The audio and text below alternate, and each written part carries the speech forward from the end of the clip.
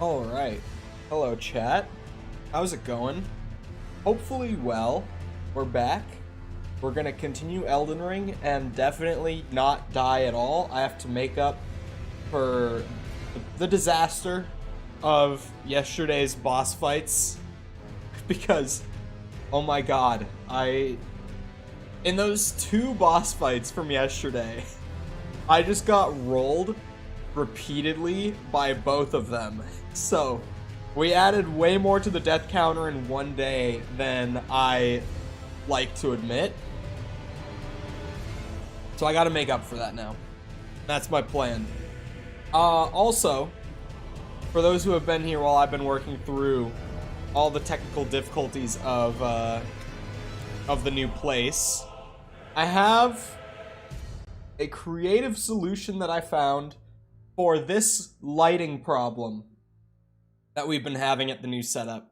While I wait for the new light to come in, and at this point I just don't know when it's gonna be because it's already like 5 days late now.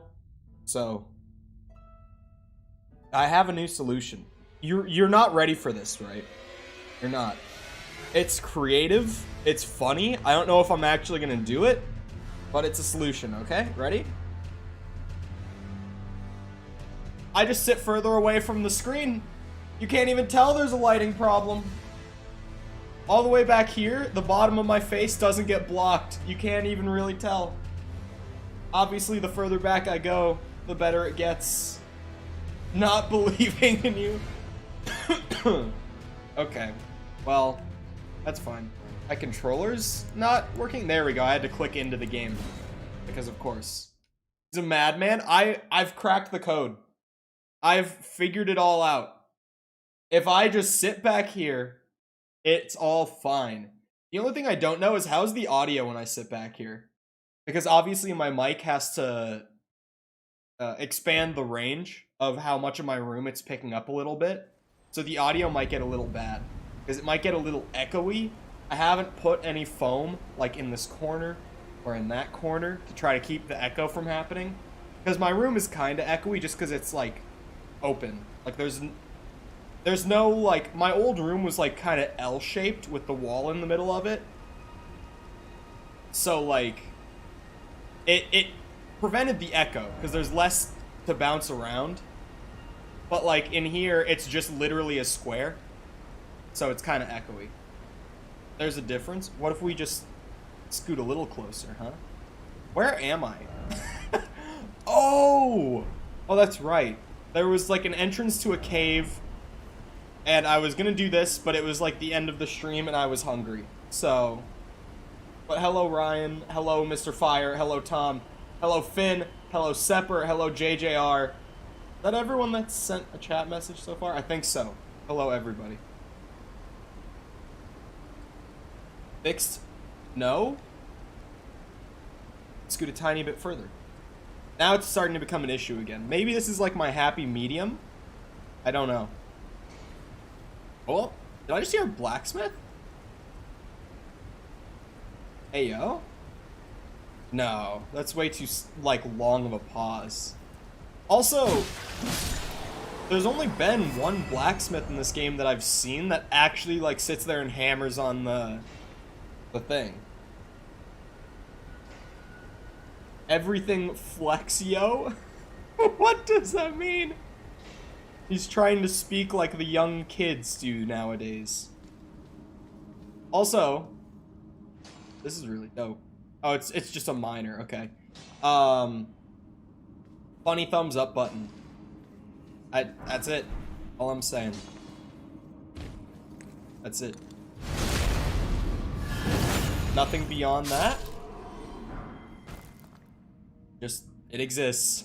If you didn't know, now you know. You like Borderlands? I really like Borderlands. I haven't played Tiny Tina's yet, but Borderlands is a series that I've played like pretty much my whole childhood, and it's probably the game that got me addicted to like I don't know how to call them. systems-based RPGs. There's not really a good term for what I'm trying to describe. But RPGs that are not like The Witcher or like Bethesda type RPGs, which I still love those kinds. But RPGs that are more like the central focus is just around like playing a character and like building out your character and finding cool gear that works well with what you've built, stuff like that. Like that's kind of my addiction. Oh, in RPGs. That's why games like Path of Exile hold such a tight chokehold on me, and I can't stop playing them. That game in particular, if you don't know, I am heavily addicted to Path of Exile, and I have been for like a year or so. Like, I played it on and off for a long time, but it's one of those games that the more deep of an understanding you develop, the more easy it is for that game to, like, completely trap you and suck away all your playtime that you have at, like, the end of a workday or whatever. PoE is bad. I play it a lot. Tiny Tina 100% when? I don't know. Maybe 100% in those games is kind of weird because it's kind of just like do all the quests in both the first playthrough and New Game Plus. There's not really like this huge list of like tasks that needs to get done. It's just kind of like, yeah, just play the game, go shoot some stuff, and eventually you'll get to the end. Which is like all Borderlands really should be. Honestly, because that's perfect for what they are. That's all they need to be, ever. Go shoot things, loot comes out of things when you shoot them, and that's all you need. That's all I want from Borderlands when I play it. Like, I don't want anything more than that.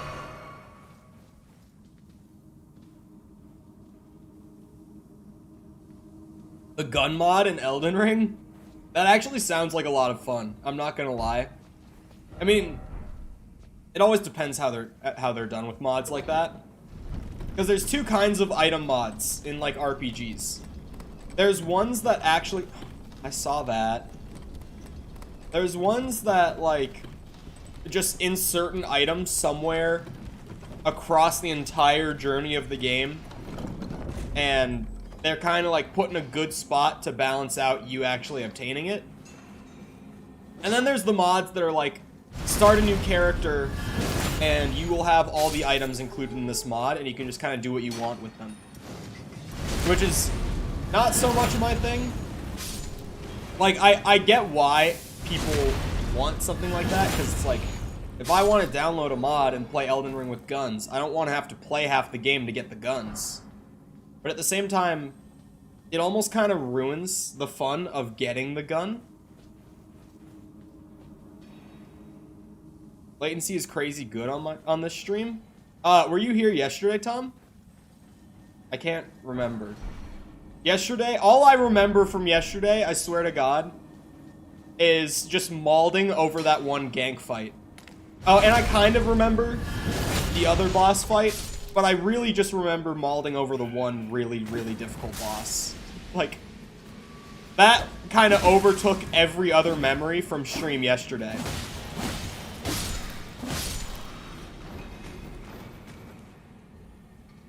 I had 0 issues with stream yesterday.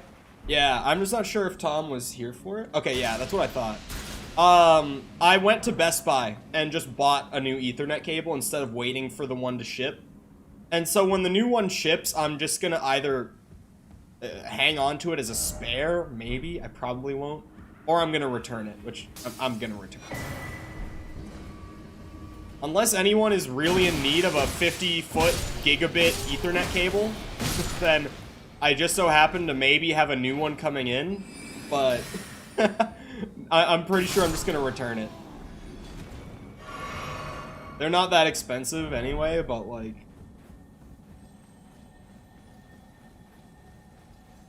Yeah, pain in the ass that I had to go to Best Buy and get one after paying for one and waiting for a week.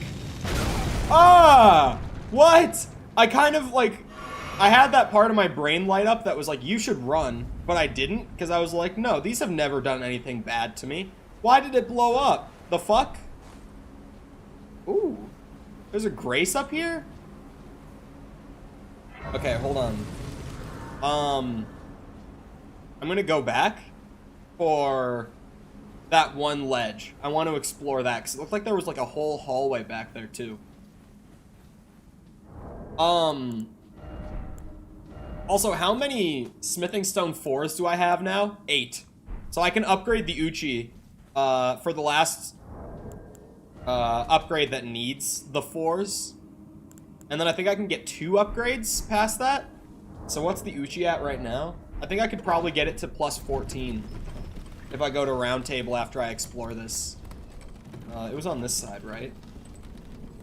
Oh, there's another ledge? That one just has a note. There's nothing actually there. But that one has an item. I think I was wrong about the whole hallway. Like, when I saw it before, I thought there was a whole level there. But there's an item there. Ah!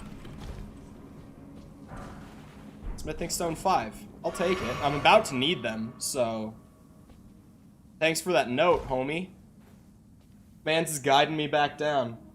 Some of them blow up and they have very clear indicators. Yeah, like, I should have known. I kind of did know. Like, like I said, that part of my brain fired that was like, you should run. But for some reason, I then overthought it and was like, no, these things never do anything bad. I have 6 spools of 1,000-foot Ethernet cable in the other room. Oh my god. Mans works in some sort of tech. I don't know what. But there is no other reason you would have that. 6,000 feet of Ethernet cables just sitting in the other room. I'm training to run really fast. My goal is to run around America in 24 hours. That would be pretty fast. Because I couldn't even drive around America in 24 hours. Could you imagine how fast you would have to be? Like, holy shit. We're talking about going around America, like you said, like around the edge of it, I would assume. Like the oceans, Canadian border, Mexican border. Like, that would be a long drive. You'd have to be running at least like 120 miles an hour.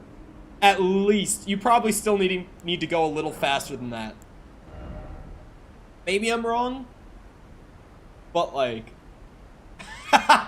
to a couple months. He's making good progress, guys. Come on.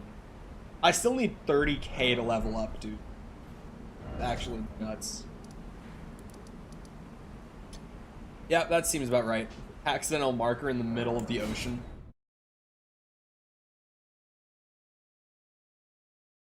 Oh, by the way, chat. For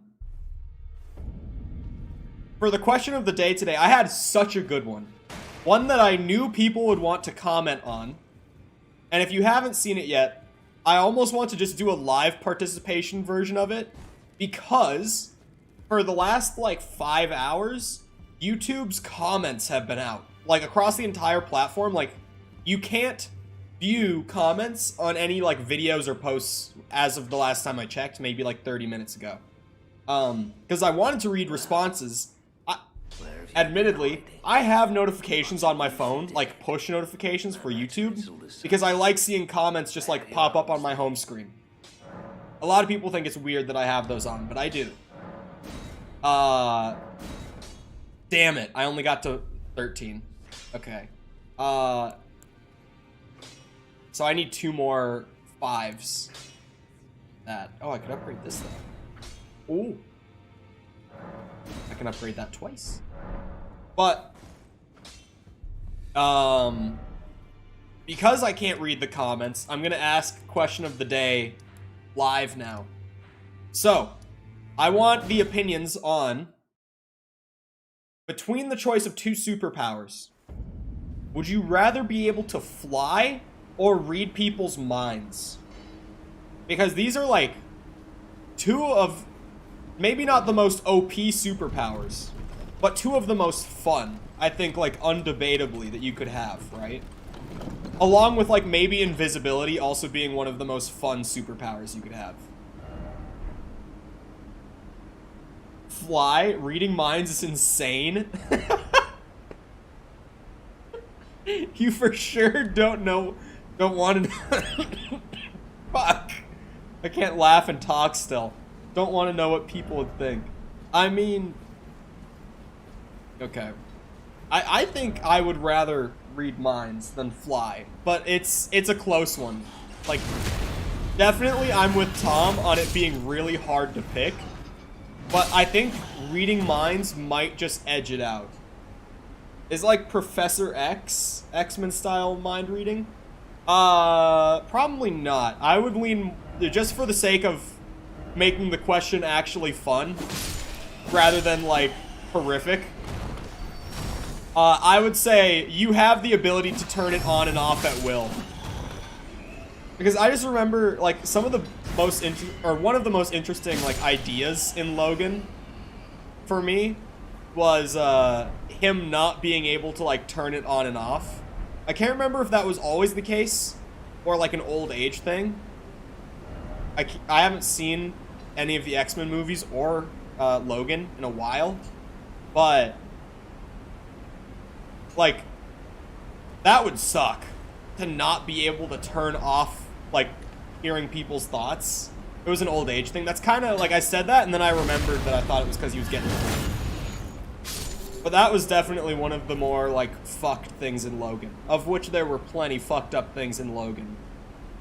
But just the idea of him not being able to turn it off and hearing, like, everyone's thoughts in the general vicinity all at once, like, Jesus. How fast can I fly? Yeah, just to make it fun, like, you have full control over the mind reading. You can just use it as you want to.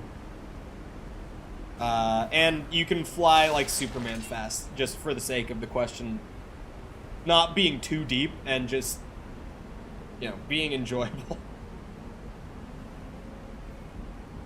I'd take flight anyway. Like, it would be so fun to fly. What did that say? An ill-omened creature? What is he even talking about? There's an item over here.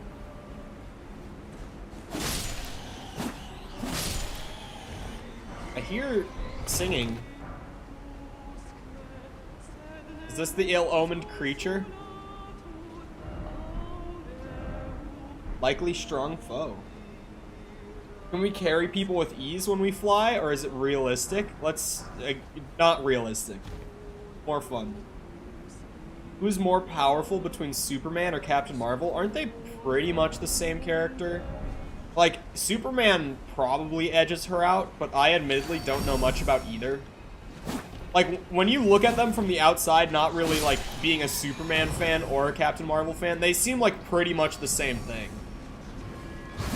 But from just my very basic understanding, it seems like Superman would probably edge her out in, like, a fair fight. You know, no, like, oh, but what if she has kryptonite, like, bullshit. Or what if it's this version of Captain Marvel from this specific obscure comic strain. Not strain, like, sub-series, you know what I mean. Like, if it's just, like, a straight fair fight between, like, the basic versions of both their characters, I feel like Superman would definitely beat her. Superman punched reality itself. Dude, why are comics so wild? And why do I never know about things like this? Like, a random superhero debate will come up in chat, and someone will be like, oh, well, Batman literally, like, you know, ate the apple of all knowledge from, like, the Garden of Eden in the Bible, so, you know. I can't remember what that apple from the, like, biblical Garden of Eve story is called. I think the apple isn't called something necessarily. I think it was the tree was called, like, the tree of life and death, or, like, I feel like knowledge was a word. I don't know. I can't remember. This cave is kind of beautiful, honestly. I don't even think are we in a cave still? No, I was gonna say, we're in, like, a ravine now. Like, I got out of the cave, and I'm, like, on a cliffside sort of thing.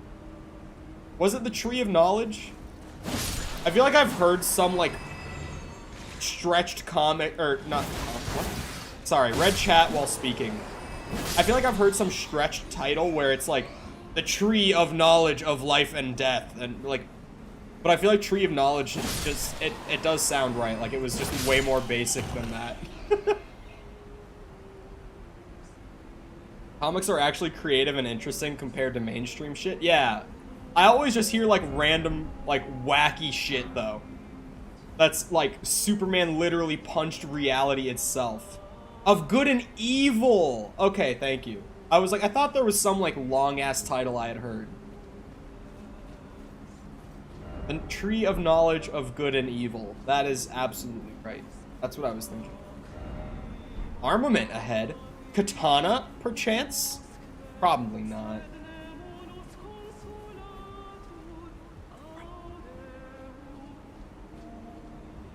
But a man can dream. It's like, I know katanas exist, aside from the starting Uchi katana. I know that at the very least, a second Uchi exists. Because at least in the Souls games I've played, every weapon that you can start with a certain class selection, you can also find. Right? Like, it's never just you can only get this item if you start as this character. Like, I just cannot manage to find even like a duplicate of the starting katana. Oh, of course I took that. Ooh, don't go off the edge. Funny man, stay up here. With the fucking land octopus that somehow made it all the way up here. And then created more of its hell spawn. That's what we're looking for. Is it an early-ish dungeon? I feel like I would have found it. I've cleared all of Limgrave, all of Weeping. Curved Sword sounds pretty.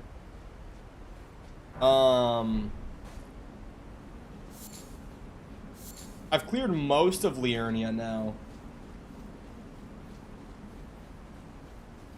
I feel like if it was just like a fairly easy to find item in like an early dungeon, I would have found it. But I also feel like I'm getting to the point in the game where it would be insane for them to wait this long for them to place down an item you can start the game with. You know what I, like, it's in Stormhill? Oh, is that the castle? Or Stormvale? Unless Stormhill is another thing. Oh, Stormhill Shack? Is this whole, like, spot right here, like, just this general spot, Stormhill? Must be.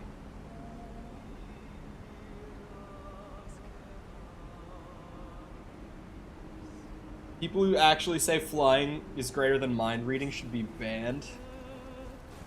Like, as fun as flying is, I feel like mind reading is fun and, like, absurdly helpful at the same time. Like, you know how helpful manipulating people with their own thoughts could be? Is this like psycho shit to say? But I'm being real. Like, do you know how much power you hold in any conversation you ever have if you can literally read people's thoughts mid-conversation?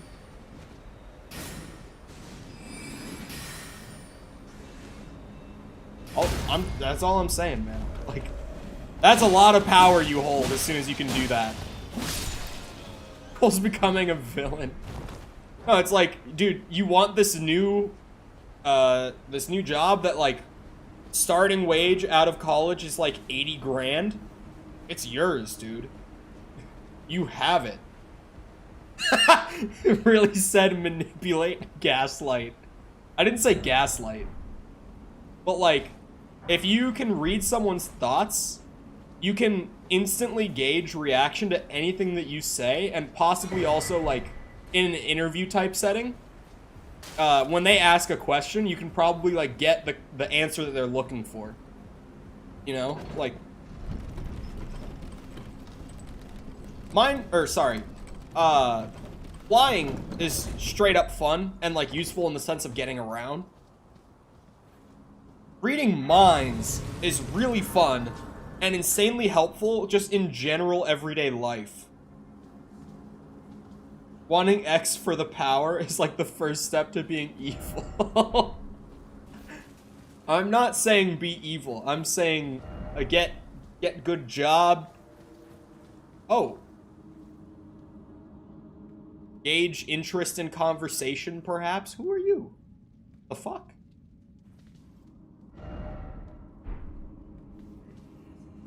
Okay, hold on. Let me rest then.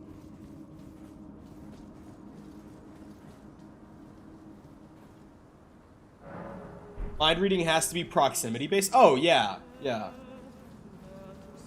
No, we can't get that unrealistic and ridiculous to be like, you can literally read anyone's mind anywhere. I definitely assumed that you would have to at least be like in the same area. I'm kind of like, why would you even want to read someone's mind who you're not in the room with in most cases?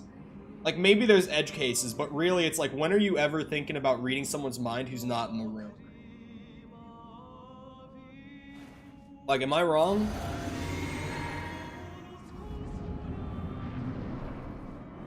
Manipulate my superiors into a position of power. Okay, you pulled the women thing out. Manipulate superiors, sure. I did kind of indirectly say that. I'll give you that one. What the fuck are you? Dragon frog? Not frog. Salamander? Salamander. I just saw something generally amphibious. It was like, frog. I'm definitely putting a dog note outside of this when I'm done. Don't let me forget the dog note, chat.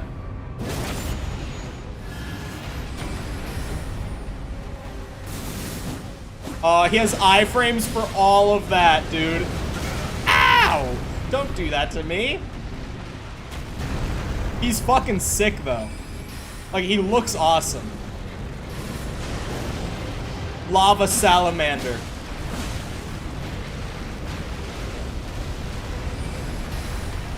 More stagger. Oh, jump attack. Yeah. I forget the jump attack is insanely OP.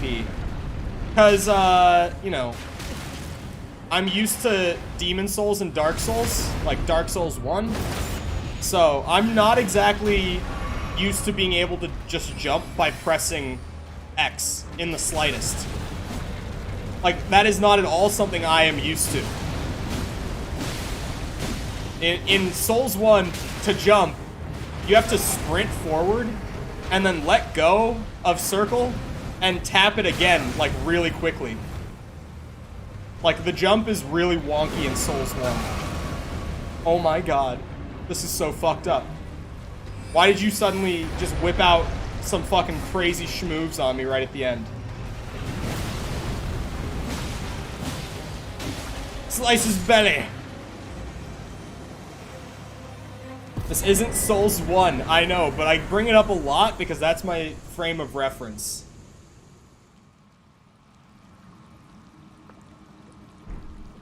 Dragon frog? Wait, is frog a thing?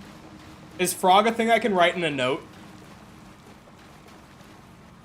Like, legitimate question. Can I write frog in my note? Is this Grace?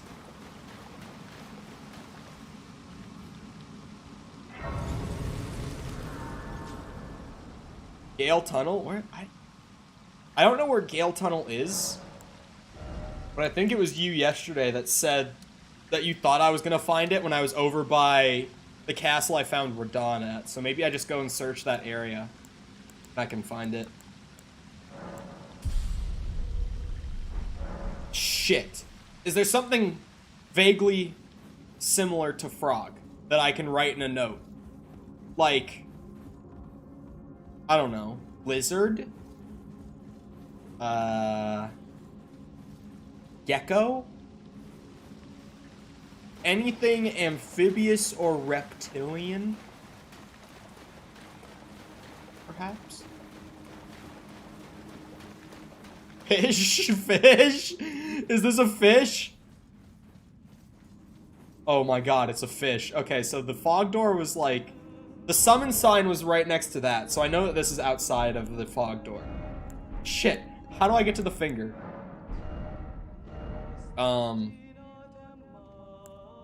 We'll come back to the format. For now, I'll just leave it as a word, but I'm gonna not just do that. Like, dragon, but like... Dog, wolf.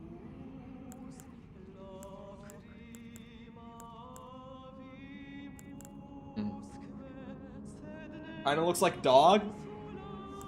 Feeble king. What about things? No, that won't be. Huh?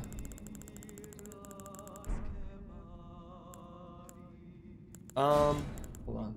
Let me look at this again. Let me take a good look here.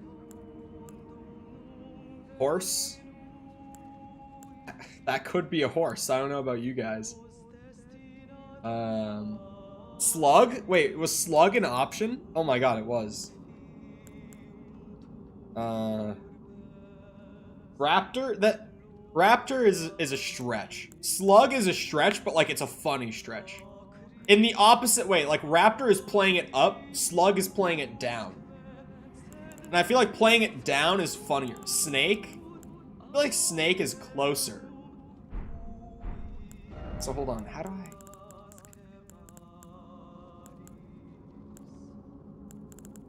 Didn't expect... Why is it always... Where's fire? Fire has to be a thing, right? Fire has to be a thing.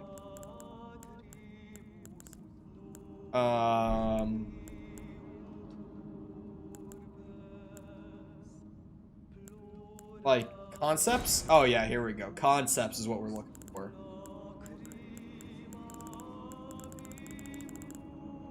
Why is it always... How do I add... How do I add to the format? Oh.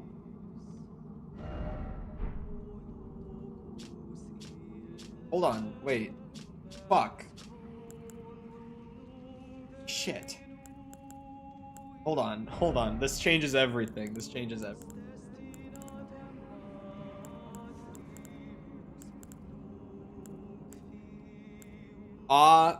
Fire snake?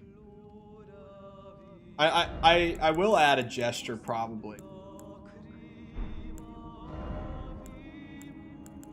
Like if I were to do this, I hope that this comes out right. We're looking at enemies. Snake was near the bottom. Fire snake. With gesture would be a good one. Welcome to my Elden Ring playthrough where I spend way too much time writing messages and trying to be...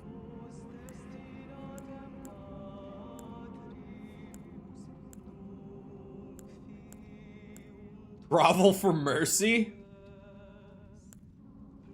No. Sitting sideways. Just that image. Just that image, to me, is funny. Grovel for mercy might... I don't know about the format then. I feel like I need to write the message as if the character is afraid now.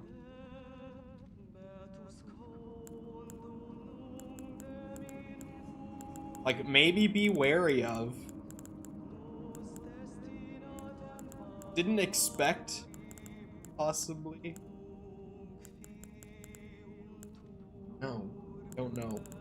Why is this hard? Why is this hard for me to write something funny? Why is it always fire snake? But then there's gonna be a question mark between fire and snake. That's the thing. Like, I can't combine the two with the question mark because it's gonna be in the middle.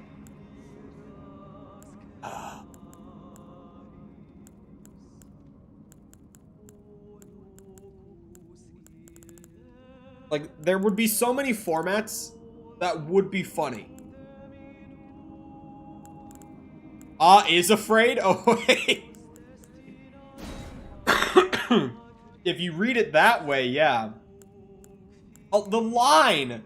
The line! I can see at the top. I didn't realize that I could see how it's gonna look, like, in the final version at the top. Fuck. Be wary of fire snake.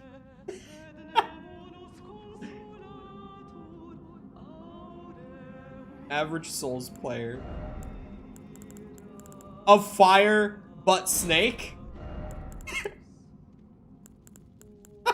I don't know why I find that funny, but I do. Be wary of fire but snake, and he's groveling for mercy. I think this is the note. It's on 2 lines? Yeah, because the system is all sorts of fucked. I think that's my message. Be wary of fire but snake, and he's groveling for mercy. So when people hit it...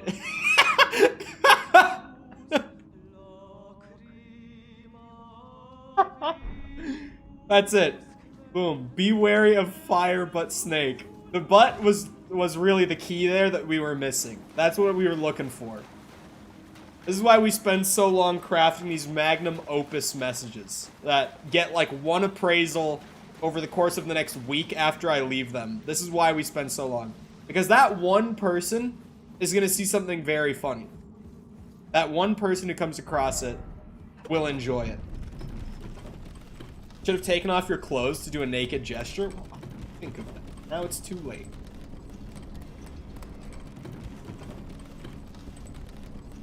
Now they're gonna be like, this guy is still in samurai armor all the way out here. Like everyone who comes into my chat and is like, why do you still have the starting armor when you're in Caelid? And I'm like, because it looks cool. And I have no better reason than because I like the way it looks. Wait, new area? Oh my, new area? Well,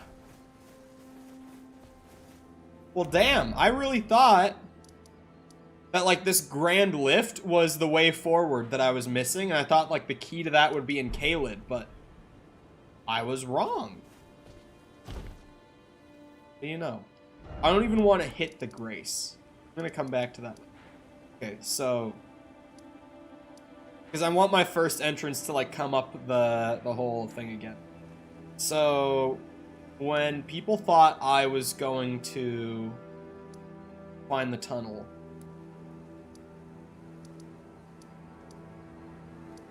is it in Redmane Castle? Yeah, that was the Radon. I think Ryan said that it's between Limgrave and... Oh, wait. Be it. Hold on. That could be something. I don't want... I'm gonna try to avoid the crater because I don't want to do that yet. Gotta break that cycle. Yes, thank you. It is kind of funny though when it becomes just like 2 or 3 mods just involved in a conversation, and so the entire chat is moderators. Try Fort the Night. I've seen that one because oh, I did mark it. Okay. Oh fuck, I'm killing these things out of spite just because I hate them, including the big one. Fuck that thing.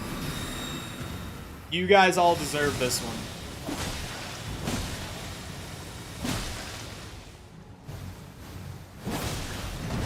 Jump attack for the poise. I don't want to get poisoned again. I do not have the consumables that reduce the poison buildup, which is hilarious because I've encountered it so many times and I have never seen a single one of those items that actually reduces the buildup. Like, I haven't. When I was checking up on, I need 4 of the smithing stone 5s. I don't think I'm really gonna get any where I'm going right now. That's fine by me. I've been told that this tunnel will change my life. And it better. That's not a tunnel, but that's certainly something. Ooh, big stutters. Oh, wow, okay. Thank you, FromSoft.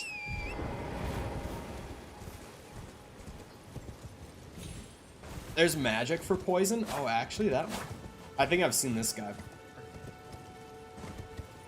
Using a spell to cure poison, or like reduce the poison buildup could be a play. If I do come across that, like, sorcery or whatever it might be. I'm not gonna lie. That could be a move. Because then if you have something like that, you kind of nullify the need for consumables, right? Which is huge.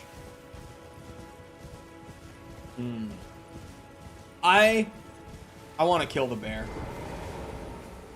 I can't help myself. This bear has got to go. Because I also hate these things. It's good night for the bear.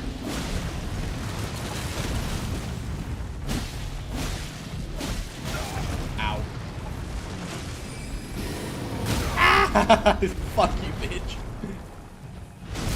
That's actually... I don't think I've really had that happen. I mean, it's probably happened at least once before, but... like, getting Glint Blade to go off right before I get hit, and then we, like, trade staggers with it. They're really friendly if you don't try to murder them. Yeah. Yeah, I know how the thing works. I just couldn't remember if I needed 4 or 6. But I've gotten used to the formula. Have I been in here? I don't think I have. There's probably a boss in here. Most of the ruins that I've found have bosses in them. And the stairs are right there. Fuck the bears. Not in like a furry way, but just like a, I don't like them.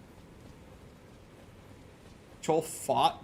Fought? Why would I ever fight him? I just killed a large beast with him yesterday. Axe Talisman. I know I won't want to use it, but I'm curious. What's the difference between these? Oh, okay. Range and damage. Enhances charge attacks. Yeah, no, still one thing. No, Blide is friend. Troll furry? No. I literally said not in like a furry way.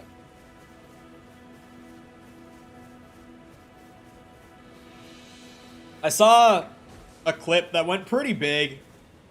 It was huge on Twitter, which is where I saw it. And it was a VTuber who apparently really liked Blide when she played Elden Ring. And so her community like cameoed Blide's voice actor to like do a video where he pretty much like, I mean, it was hard to even hear the video in the clip that I saw, but it seems like he was pretty much just saying like hello, and he had like a short funny script to read too, like along with it. But she literally starts losing her mind in the clip like so early, and she starts barking, just like excessively barking. Like, just so much barking is happening. You would like I said, you can't even really hear the video that was sent to her in the clip because she's just like yelling and barking. And I'm just like, what in the fuck? Like, it was really funny. I thought it was hilarious. But at the same time, I'm like, holy shit. I cannot sympathize, as I am not furry. And I also do not like man, but like, holy shit. Some people are down bad for this man. Down horrendous even. Please send that in Discord. I want to see it, so I'll see if I can find it. Because like, it was big maybe 2 or 3 weeks ago? I don't know.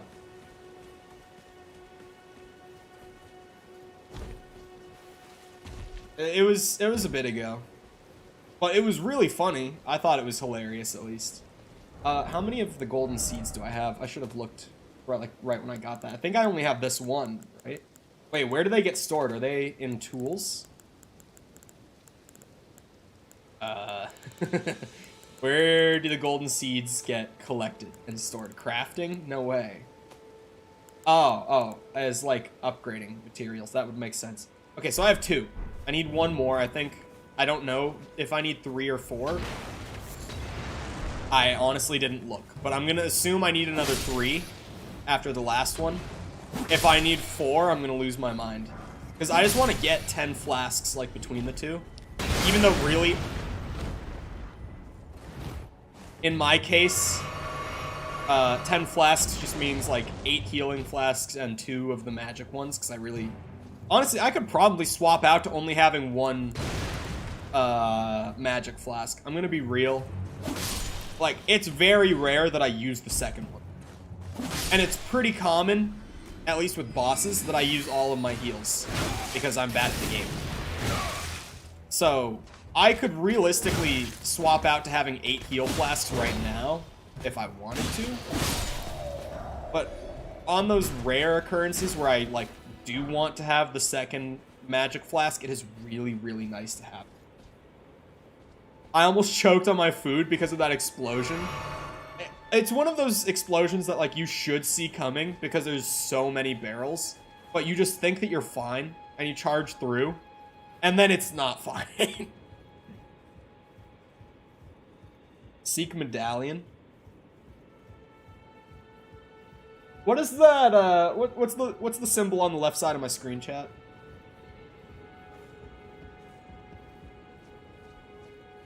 Yeah, I was also about to ask Tom what the other hand is doing. Oh. Dectus. Oh. This has to be in key items, right? Oh, different medallion. Wait, which lift am I trying to find the thing for? Wait, the other medallion that I had wasn't even what I was looking for. That's also really cool. I don't know what's happening there, but that's very cool. Nothing on those platforms. I guess they're just there as a shortcut down.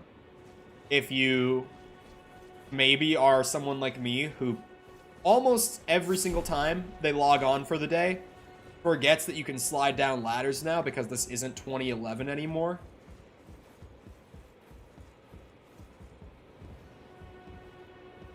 Oh, hi. Friend? Damn it, I can't use this one. Whoa, like the... That's gotta be where the tunnel is. Right? Like, if it's a tunnel between Limgrave and Caelid, that's gotta be what I'm looking for. Giant pit with rocks floating out of it. Like, that's a landmark and a half. That's not something that you're gonna miss very easily. If you come into this general area, you're gonna see it. So wait, was this fort pretty much just for the medallion, I would assume? Because I didn't find a boss. I kind of thought it would have a boss. Seems like I will be on my way. Hello, Darth Vader is savage. How's it going? Oh, I've also cleared Limgrave bosses. Like, I know that, so... Yeah, I think we are good. Where was the... There. I was like, where's the giant floating rock hole? That's probably next on the list of things to investigate. Warrants at least a little bit of attention.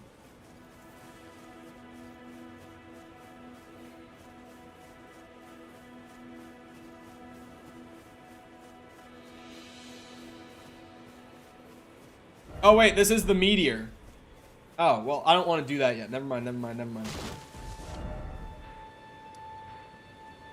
I saw Mikkel say that, and I'm like, what are you talking about? And then I realized.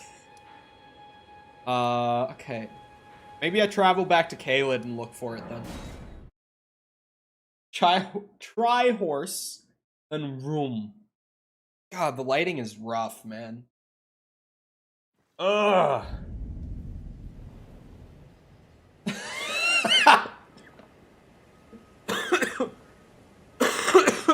Sorry. Fuck. Speaking of chat being funny. That does sound like a ninja tweet. Holy shit. That's still one of my favorite tweets of all time, by the way. Ninja's, endlessly entertaining braless wife tweet. Still one of the funniest things I've ever read on that platform. Holy shit. That was a great way to remind me of it, too. Fuck these guys. Like, there's not much actual benefit to me killing these two. They just deserve it. They just have it coming. Oh, fuck. Okay. Oh, hi. That's helpful, at least. I'm gonna really, you know, put the schmoves on him. Make a show out of it. Bitch deserves it. You can't just sit up in your tower and snipe at me. This is cruel. It would have actually been hilarious if that killed him. Wait, is that a bloodstain? Someone died right here. I have to see it. How did they... Oh, they just got killed by the knight. No, dude. Ninja is currently streaming League of Legends. Does he still play League? I mean, I guess that tweet isn't even that old, so like, I don't know why it even surprises me that he does still play. Like, realistically, that tweet is not old. It shouldn't surprise me that he still plays the game. It surprises me that most people still play the game. Like, not to be that guy, but like, come on. League is just known for like, if you actively play League in the year 2022, there's at least a little bit of crazy in you somewhere. Like, there's something deep down, there's some trauma, like, there's something. It doesn't show well to be an active League player in the modern era. How did you know I was racist? Yeah, it's like League, man. Forgot how nice this spot right here is. Or just getting some runes. Watching some soldiers fight T-Rex dogs. I like this spot right here. I like it a lot, actually. Oh, fuck. I think Darth Vader is savage. I think he has his moments in, like, the old movies where, like, he's savage. But also in, like, in the beginning of A New Hope, I don't know why, but in, like, the intro sequence on Leia's ship, I can't remember what it's called, because I'm not a real Star Wars fan, I guess. But, like, in that whole intro sequence, he kind of comes off as, like, horny to me, if that makes sense. Like, I don't know. There's just something about the way that Vader was done at, like, the very, very beginning, where it feels, like, forced a little bit. But in the newer stuff, like Kenobi, Vader comes off as an absolute menace. And in Rogue One as well. All I have to do is wait for my brother to play and see 2 new holes in the wall, and then I'm like, nah, I'm good. Yeah, League is just one of those games, man, where it's like, you gotta have some crazy in you to play it. I would say the same thing nowadays with, like, CSGO as well. I don't think CSGO gets enough shit in the modern year. I really don't. Like, sure, it's got its skill ceiling that it's known for, and that I agree that it has a very, very high skill ceiling. Like, I'm still shit at CSGO. Like, all these years later, I'm still, like, fucking Gold Nova, whatever the lowest one is. 1. Gold Nova 1. I had to remember how that ranking system works for a second. Like, I'm still, by no means, good at CS in any way. But that's one of those games to me that I'm like, you've got to have a bit of crazy in you to still be playing CSGO. I also feel the same way with Rainbow Six Siege in the modern year. Mostly because I love Siege. Like, I should say I loved Siege. But that game now is in such a bad state. Like, the Siege has just slowly been, like, eroded at over the years. I don't know, man. I miss it. because that game was so fun. Not competitively for me, but like just hopping on Siege with friends and like messing around and occasionally like actually trying to clutch around and getting a crazy clip and everyone being super hype about it. Like, Siege was so fun. You're just saying that any popular game has a crazy community? Would you consider Siege to still be like a massively popular game? Because like, I would still say it's popular. Like, for sure. I wouldn't say by any means that it's like a dead community or anything. But like, its player base has really dwindled compared to what it used to be. What the fuck? Oh. He almost just comboed that into another grab, like, hello? I've never actually gotten grabbed by one of these birds. Ah! Trying to stagger your bitch ass, dude. I don't even want the crit, I just want him dead.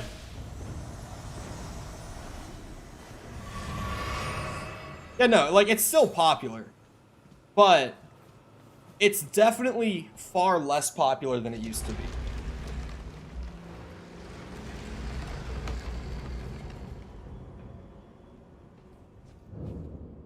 It was his only claim to clout. That's rough. The CS was really good. But I feel like that's one of those games. It's like Siege, I feel like you gotta be at least a little crazy to still be playing it because it's in such a bad state. And I feel like most Siege players, like I held on to Siege with my friends for a bit. Like, I played Siege still, like, long after it had moved on from its prime. You know what I mean? Like, well after the game had been at least sliding away from the graceful state it used to be in. I was still playing all the time with friends, right? Like, I held on to Siege a little too long. And even like with that, I still feel like it's gotten so much worse in the time that I've been away. And there are people who still play it as like their main game, like day to day. They're playing like a couple hours of Siege at least. I'm just like, dude, there's no way. But I feel like CS is almost the opposite problem that Siege has. Where like Siege has ruined its game through updates.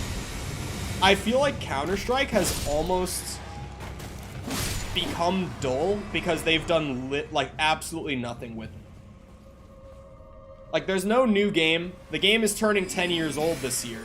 I don't know at what point it turns 10 years old officially, because I don't know what month it came out in back in 2012. But I do know that it turns a decade old this year. And like, all of the competitive maps that are being played today are the same competitive maps that were being played at the launch of the game.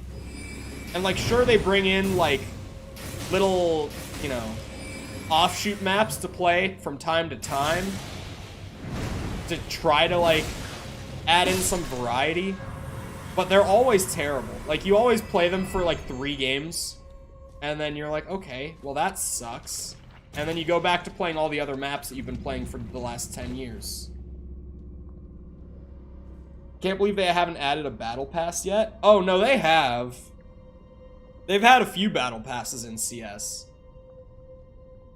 But like, I don't mean like monetization stuff when I say like doing stuff with the game. Because like, obviously they've added battle passes. They add new skin collections like a few times a year, I think, still. You know, like they definitely add stuff.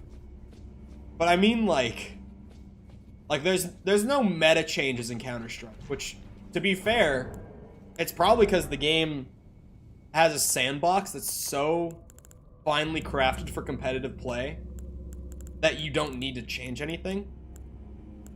They have done some things, I guess. Like, the Deagle got nerfed. Which I didn't know. That happened a bit after I stopped playing. They made it so that now the Deagle is, like, I think a 4-shot to the body? I don't know. I think it's a 3 or a 4 shot to the body, and I'm leaning towards 4. No, I think it's 3. I think it is 3. I think I'm wrong on that one. But like for some, no, because I think it was 3. Yeah, I think it was 3 shots to the body and now it's 4. Which is weird to me. Because they've made it so that the Deagle can really only be a headshot weapon if you want to use it viably. Wait, hidden path ahead, therefore try running. But hello, Gabrielle, how's it going? Welcome back. It has been a minute. The pro players would be absolutely furious if they changed the meta. Yeah. I mean, pro players in like all games are furious when meta changes happen. Well, I shouldn't say every single time. But I would say for the majority of like meta changes in any game, it seems like the pro community or even just the competitive community in general tends to be upset when meta changes happen. This guy deals like no damage to me, but has so much bleed buildup per attack. And does that. Can you sit still? Ah! Why am I not playing Red Dead Redemption? Because I 100%ed it like months ago. I have no, like, I've done everything in the game. I can't like just make content out of doing everything in Red Dead like 4 times. We gotta move on.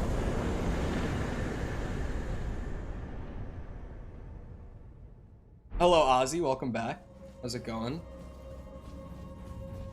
Well, was there another branching path? Maybe I missed it because I was just worried about the scarlet rot everywhere, but I don't think there was. I think I actually just cleared that. Like, I don't think there's anything more to do. I'm just gonna take the fast travel out. I could be wrong, but I didn't see any other paths.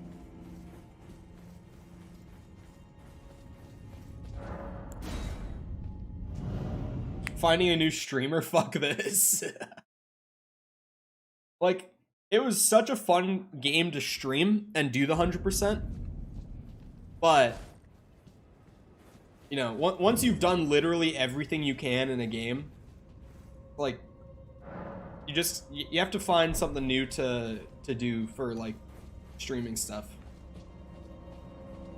Which took me way too long to do when I was doing zombies. Like, you guys want to see me get round 100 on Mauer again? 4th time this week? Sound good to you? Because it sounds great to me. Cold War high rounds are, or I should say, like, I really enjoyed Cold War high rounds. It's like, they're fast. It's such a nice change of pace from, well, because I was a World at War high rounder. And, like, trying to learn BO1 alongside it. I never got super good at BO1, but I got to the point where I was, like, consistent 50s. Cold War's high rounds were such a good change of pace. Skywalker Saga. Yes. Do everything in Skywalker Saga again. This is content. Reuse, recycle.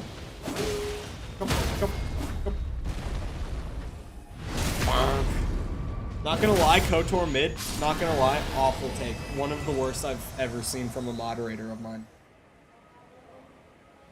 Like, actually just a terrible, terrible take. Like, what?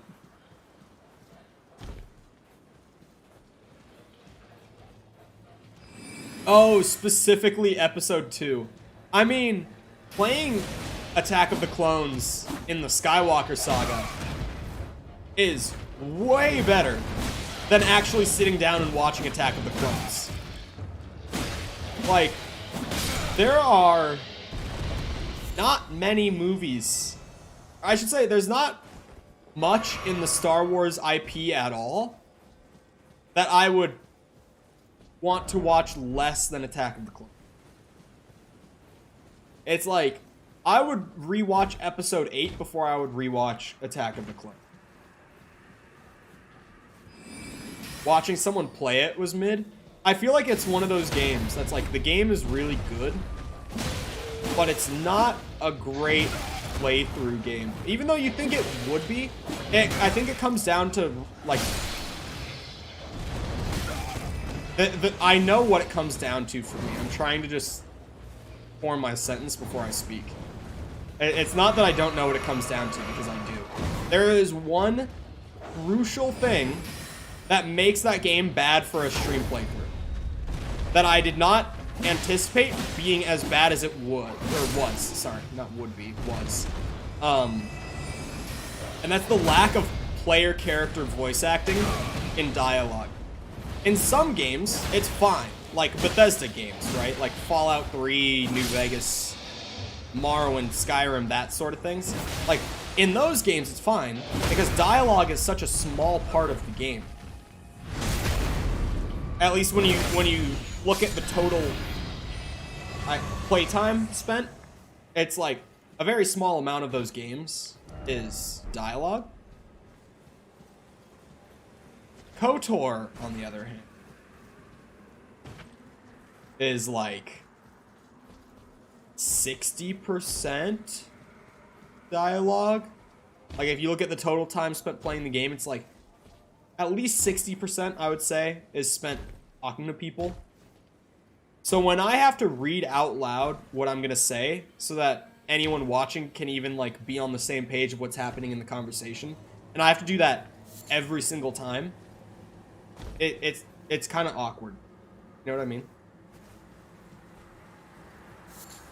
Attack of the Clones, greater than Return of the Jedi, bro. Attack of the Clones, I've said it before, I will say it again. Easily my second least favorite Star Wars film. It's only beaten by Episode 9. That is the only movie in the Star Wars franchise for me that I dislike more than Attack of the Clones, is Episode 9. The name of which I can't even remember. Like, I don't know the subtitle to Episode 9 off the top of my head. Couldn't tell you.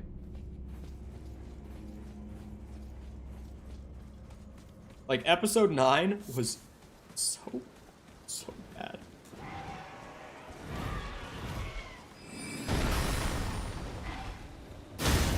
Dumb bitch. Give me that. Oh, teleport. You love to see it. Thanks, game. Throwing me a bone there. First 2/3 of Return of the Jedi was mid, but the last third is peak Star Wars. I would say the middle third. Or actually, no. I would say, like, yeah, the middle third.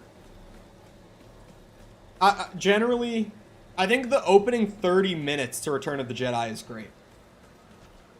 Like, I think Jabba's palace is great, and I think as soon as they arrive at... as soon as the battle for Endor starts, from that point on, the rest of the movie is like peak Star Wars.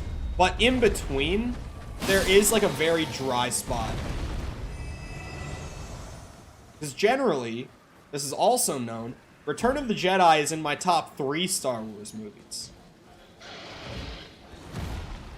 Stupid, contrived, and frankly boring? No. No, smile.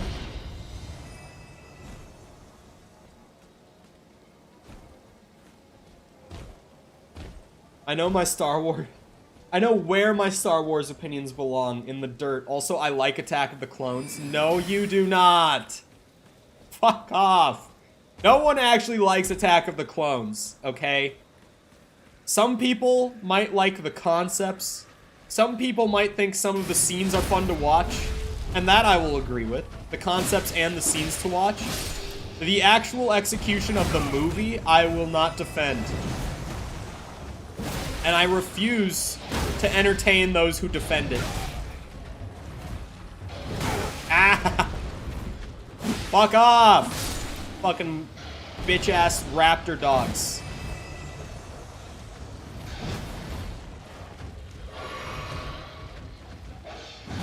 Empire is #1. I agree. Like, Episode 5 is just the best Star Wars movie. You know, like, it just is. My favorite game of all time, Battlefield 2042. I actually need to re-download that game and give it one more shot. And I'm gonna say that a lot with Battlefield 2042. I already said it before. I said I was giving that game one more shot before. And now I need to give it one more. Because Season 1 came out. Which, if you haven't heard, boys, they added 1 new map and 2 new guns to Battlefield 2042. Which isn't the reason I want to give it one more shot. They also apparently made some slight changes to, like, the class system, from what I heard. And they also added a lot more bug fixes. But the problem with the game, the last time I played it, wasn't the bugs. Because the bugs were, like, fixed. The problem the last time I gave it a shot, fuck, I couldn't talk because, like, fuck. The last time I gave that game a shot, it was fairly bug-free. I actually played an entire match without any sort of major bug, like anything more than visual. I didn't see anything. But the issue the last time I gave it a shot was that I was so bored. The entire match I played, I was just like, holy shit, this game is boring.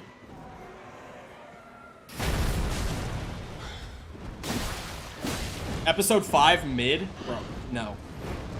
No. No. Separate, no. What about Cyberpunk? Only game I've returned? I have the best take on Cyberpunk that no one ever agrees with, but it is objectively the greatest take on Cyberpunk you will ever hear. Cyberpunk was a very buggy game. Insert audience clapping soundbite here. Cyberpunk was so buggy at release. Like, it was the most disappointing game at release that I think I've ever played because of the bugs. Because it was hyped up as being, like, pretty much the most immersive, like, most all-encompassing gaming experiences we've ever seen, right? Like, that's kind of how it got advertised to us, and that is not at all what we got. Most disappointing game release I've ever played, like, on day one. However, Cyberpunk is not a bad game. Like, if you actually just play the game and engage with the systems present, even on day one, like, I'm not even talking about the patches since, because honestly, I haven't played since, like, the month the game came out. I'm kind of waiting for that first expansion to come out, and that's when I'm going to go back and give the game a second shot, and see, like, after all the patches and everything, and updates, how they've kind of changed things up and fixed their mistakes. I'm not going to avoid using that word. Like, fix their mistakes with the game. Like, was the branching story incredibly deep? And, you know, were there fucking, like, Mass Effect levels of branching pathways in the dialogue and overall outcomes of the story? No. Was that what was advertised? Yeah. Like, the dialogue choices were, like, fairly unimportant to the outcome of anything beyond the immediate activity you were doing. Like, yeah, there were always, like, 2 or 3 outcomes to any given quest, but, like, that doesn't matter when the entire quest line, like, across, like, 5, 6 quests, ultimately only has, like, 1, maybe 2 outcomes, you know? Like, it would affect the activity you were immediately participating in, but not much beyond that. Like, that was one of my things that I was really disappointed by. Because, again, like, we got advertised this experience that would be, like, very all-encompassing, very immersive, stuff like that. But that's just not what we got. The police system on launch was, like, woof. The general, like, population of the city, like, the way that they tried to fill it in and make it feel lived in was, like, woof. Like, the actual gameplay systems were really not bad. Like, just the combat was fun. The builds had a lot of variety and creativity. The loot system could have been done better. They could have advertised how much the game played like a looter shooter. Because honestly, that was one of my biggest things back when the game came out, was I was like, it kind of feels like I'm playing Borderlands. Not exactly like I'm playing Borderlands, but it feels very similar. Like, I'm doing quests, not because I necessarily want to engage with the quest line, but because at the end of it, I want to get my big XP bonus so that I can put perk points into my character, and maybe along the way I can get like a cool rare item that might synergize with my build in a fun way. Like, it was a looter shooter. It felt a lot like I was playing Borderlands, honestly. I thought the game was really fun. I'm on record for this. I spent about 35 hours with the game in the month that it came out.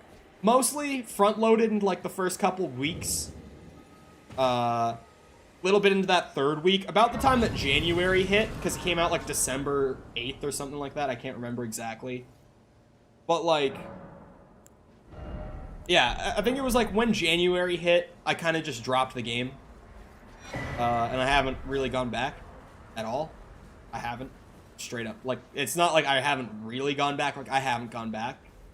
But the game was really fun. It's not like this work of art that changes RPG gaming as we know it, like everyone was saying it was going to be. But it was fun.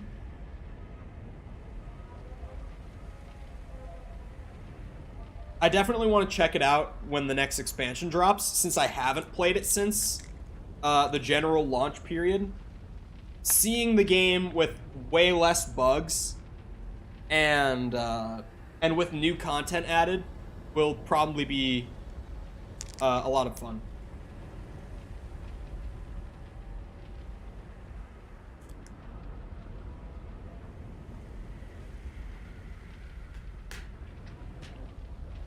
Sorry, I'm catching up on reading. Joel's just going on a 10-minute rant about how Cyberpunk is good when it's just not. I'm not saying it's like a misunderstood piece of art. I'm saying it's fun. And that it's definitely a game that I spent a lot of time playing, and I can understand why other people would spend a lot of time playing as well.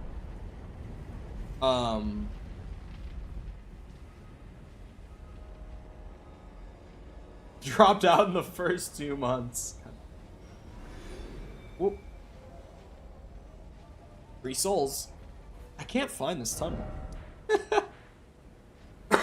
I guess I found this. That looks like it could be an entrance to a tunnel, honestly. Sorry, I've got something in my throat now. Oh. Friend? Wait, friend? No, okay. Walks around the back. Stabs him in the ass. Oh, you're one of these guys. What the fuck? Why do you have this moveset? I'm nowhere near that castle.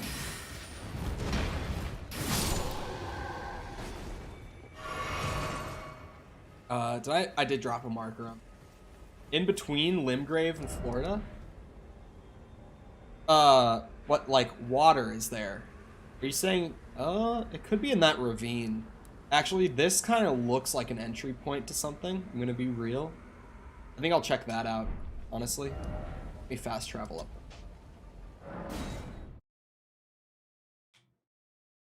You can see the tunnel.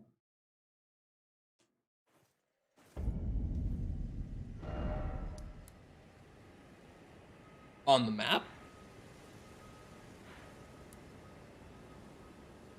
Between green and red? Oh, it has the same look to it the other thing did. Yeah, I would have spent a long time finding other stuff that's not that.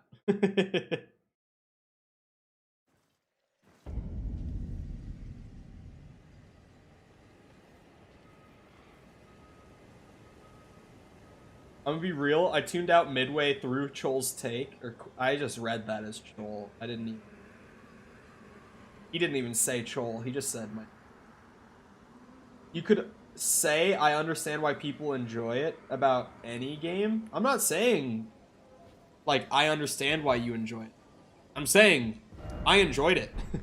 Again, I spent like 35 hours. Hold on, what is my playtime on Cyberpunk? Now I have to look, because I need to fact check. 38 hours. I spent 38 hours with Cyberpunk at release. Because I genuinely enjoyed the game. It was super buggy. The bugs made it very hard to actually get immersed in, like, the world or the story.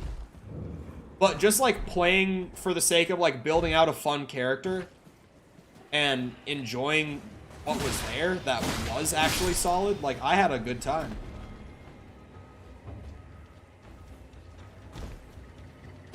Specifically said I understand why people enjoy it. I did. I don't know why I said that then. I enjoyed the game. Like, I personally thoroughly enjoyed the game even at launch. I did not complete the game. Although I spent more time in the game than anyone out of my friend group who did beat the game. Like, I had like 3 friends at launch who beat the game, and they all only played for about 20-25 hours. And I did not complete, like, the main story to beat the game, but I spent a good bit more time in the game than they did. It's so bad. I genuinely don't feel like it's a bad game. I think the game was good. I think that the bugs and the expectations leading up to its release made it almost like... Okay, let me move away from bugs or actual gameplay design. And, like, this is something that a lot of people have said, but it's because it's true. Like, the expectations that the entire gaming industry had going into Cyberpunk, completely CD Projekt's fault for giving us those expectations, but the expectations that we had, not even just, like, the general gaming community, but, like, the industry. I mean it when I say the industry. Like, industry professionals thought that this was going to be one of those games that you have to use as a reference point from now on when you make a narrative-based RPG, right? Like, everyone thought that this game was going to change gaming. It didn't. But we all know that it didn't. And, well, actually, maybe it did. Because, as of right now, we haven't had another... Actually, no, we have. It didn't change. I was going to say we haven't had another one of those game is so busted that you can't enjoy it at release. Then I remembered 2042 came out last year. So, never mind. Didn't change game. Sorry, CD.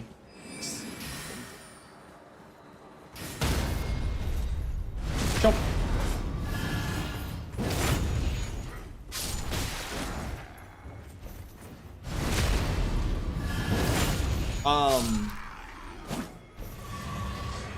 I'm more mean that people would have still been completely disappointed even if it were 0 bugs. Honestly, yeah. Like, companies are more scared. Yeah. Clearly not scared enough. We still got Battlefield, which, like, keep in mind, Cyberpunk, so buggy, but I was still able to enjoy the game. And my other friends who had all pre-ordered it, we only had one person in our friend group who couldn't get into the game because of the bugs. The rest of us all were still able to have fun with the game, despite the bugs.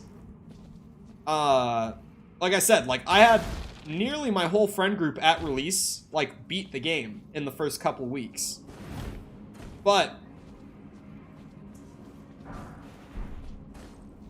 2042 was genuinely so buggy at release that I still, as of today, haven't even hit 5 hours played.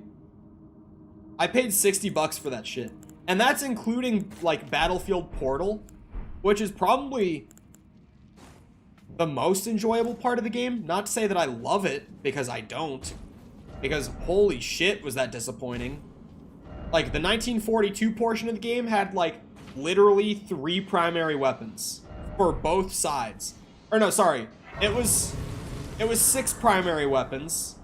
but it was one assault rifle, one bolt action rifle, so sniper, and one SMG per side. So like the Allies and the Axis in 1942's remaster in Portal had 3 primary weapons each to choose from.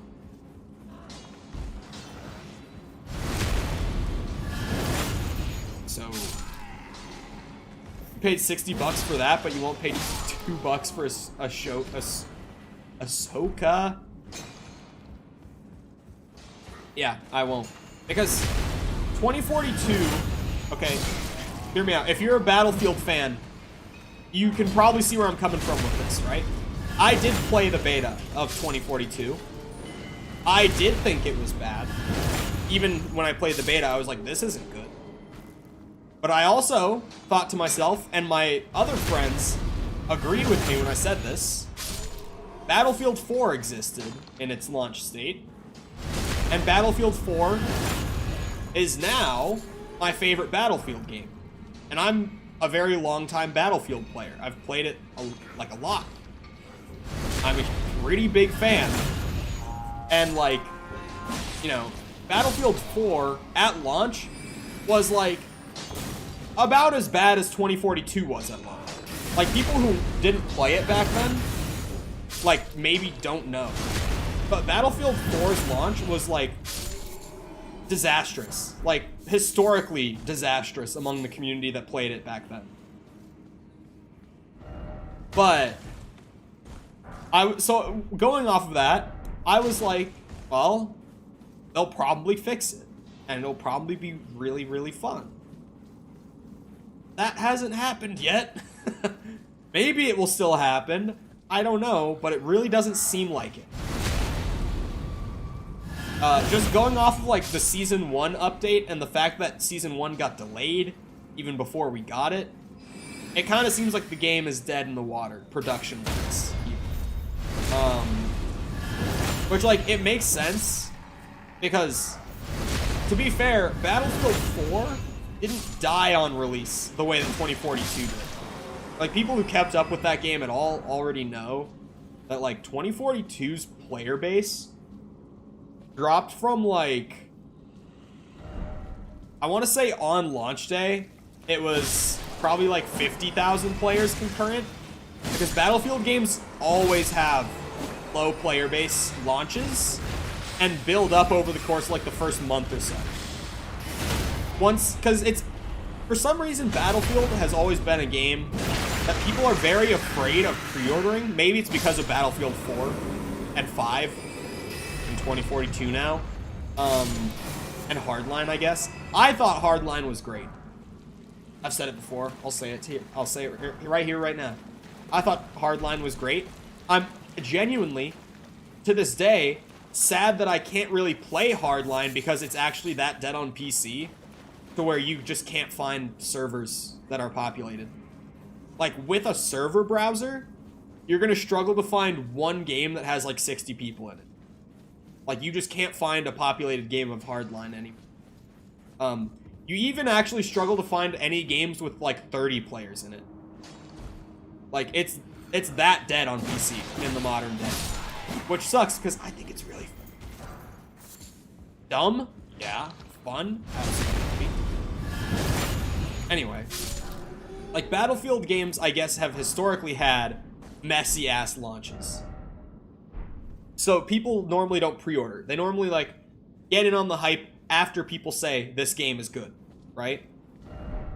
2042 went from like 50K players to like 9K in a week. And then a week after that, it dipped down to like 4,500. And it's genuinely stayed at like, I'm going to go to Steam charts right now and tell you the player.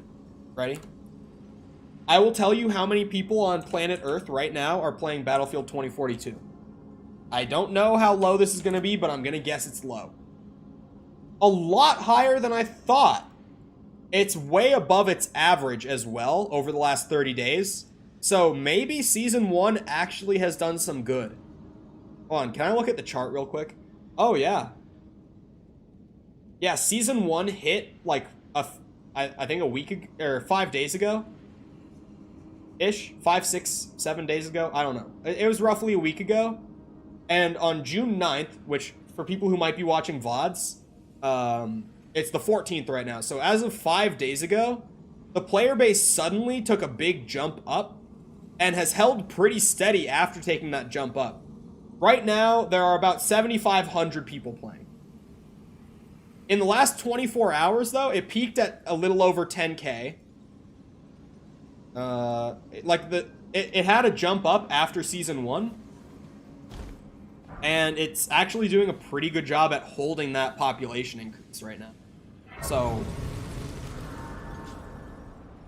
maybe Season 1 did some good. Maybe it's actually worth me checking it out again. It's definitely something I want to do in the next week or so.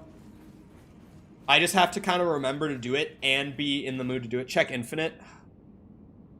Can I not check Infinite? I'll put a prediction on Infinite. It's going to be 4,000. That's my I keep up with Infinite's population pretty well. I was wrong again. It's 5,500. I was thinking it would be like 41, 4,200. It's 55. Little higher than I thought, but that does show, if you're keeping up, if you're doing the math as we go, there are more people playing Battlefield 2042 right now than Halo Infinite. This is a yikes. This is a moment that as a Halo player, I have my head down and my tail between my legs. I am embarrassed by this moment. But, to be fair, like, from what I understand, there's kind of polar opposites happening between how those two games are being supported. Like, 2042 launched in a really bad state, and over the course of time has been doing constant updates to try to like bug fix systems that people aren't liking and kind of recover from its reputation, right? Halo Infinite launched in a fantastic state, and then as the problems started to be brought up by the community, they kind of like dug their heels in and said, no, this is how the game is going to be. And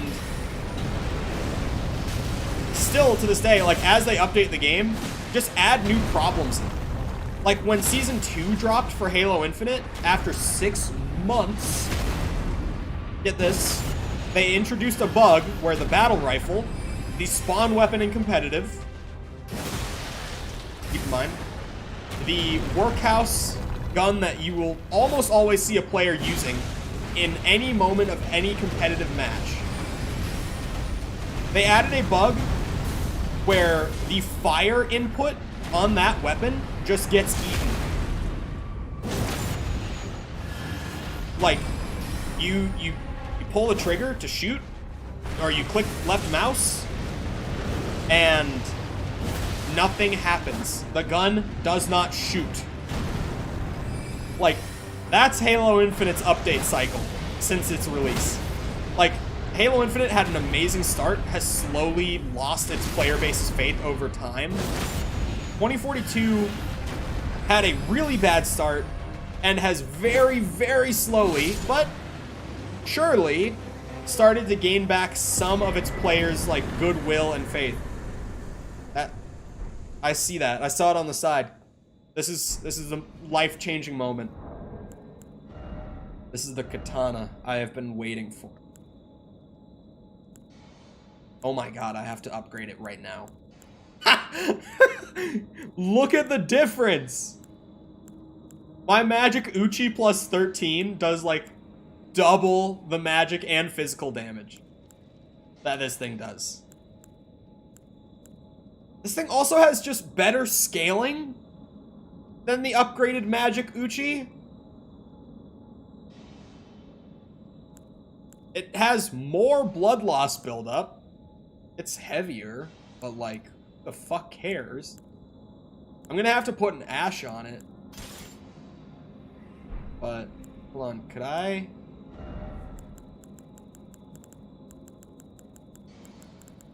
I've also wanted to do this ever since someone mentioned it.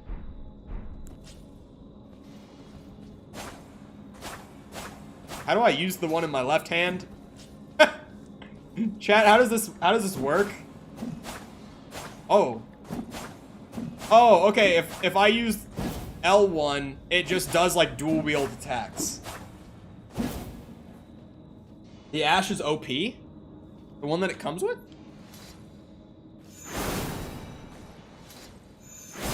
It's unsheathed with a magic attack? How far did that just go? Okay. How far does this one go?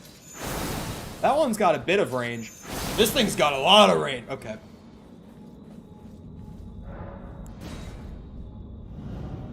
And I can... Hold on. Hold on. Hold the phone. Hold on.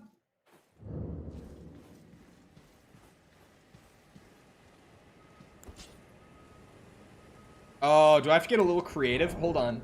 Hold on. I'm not using the bow, dude. I'm gonna be real. I'm not using the bow. Like, I'm just not. I'll be honest. So, where are my katanas? If I put both of them in my right hand...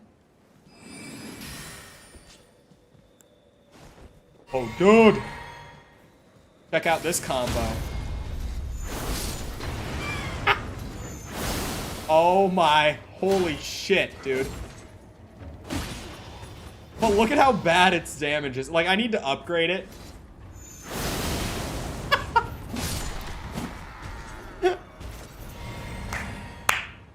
That's it.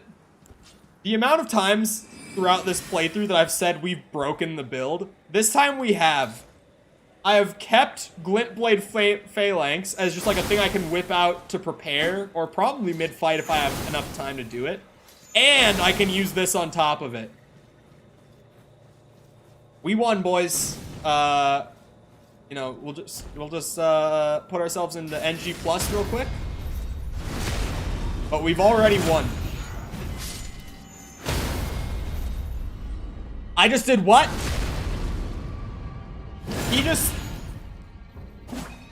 He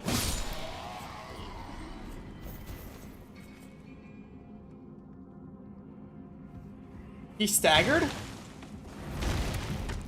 off of...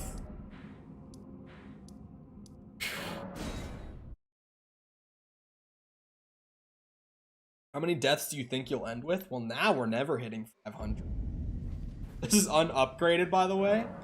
Oh, I didn't realize. The poise is going to get upgraded with everything else, isn't it? Hold on. It uses sombers? Oh, that makes it a little harder. If I have to use sombers with it, that does make things a little trickier. Well, where have you been? Oh, it looks cooler, too. I took you for dead. Oh, look at the scales. Are those dragon scales on it? Your arms, then. Oh. Are those rocks or scales? I genuinely can't tell. They look like scales at a glance from far away, but you get in close and it looks like rocks. I think it's rocks. Somber are easier? You have a ton of sombers, but not even... Wait, what? We're already using 2, 3, what? 4, 5, 6? It's text? It's not text. Oh, that's a way better shot of it. Yeah, it's like little magic rocks. Little, like, crystally magic rocks. Only takes 1 per level? Well, shit, dude. Oh, boy. Okay, so the Uchi's still gonna do a little more physical. So if I want to, like, spam... I guess it depends. It does 1 point more of magic, too. Oh, its dex scaling went up to C, dude. This is so busted. But, oh, wait. Is the plus the amount that I'm getting from my attribute scaling, chat? Wait, is that actually what that is? Like, attack power. It's got number plus number. Is that the base stats plus my scaling stats on top of it? Because in that case... I'm getting more physical with Moonveil Wait, no, is that right? Hold on, math? No, I'm not. Not yet. I'm getting about the same physical, effectively, with Moonveil. And a little less magic. But, like, also not by much. So...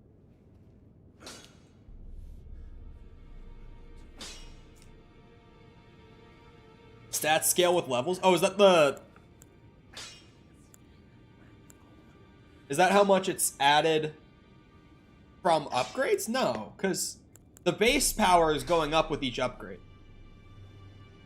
I think that that plus next to it is likely the attribute scaling added on. I don't know what it is exactly, but I think that's probably my best guess at what it is. Transient Moonlight does use a good bit of FP though. It's kind of unfortunate. Are there any bosses up here that I skipped? Oh, is there a bad one too? Let me see. It's been a long time since this thing ran my shit. Let's see if maybe some of this new gear could make a difference.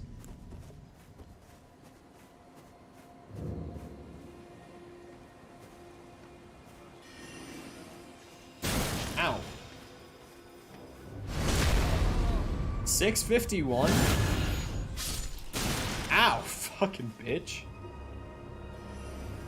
Where are you? Well, I was gonna compare the backstab damage on these guys, but I guess not. Oh, okay, killed him. Go magic samurai some stuffs. I will. It's here. Can't remember. Oh, I think it was past. I feel like it was over here. Yeah, it was. I was like, the wolves pissed me off. Looking for wolves. Ow. Bitch. Oh, I do have better physic now, too. Oh, hold on. I could use my physic to test the theory about that little plus number on the damages, on the powers.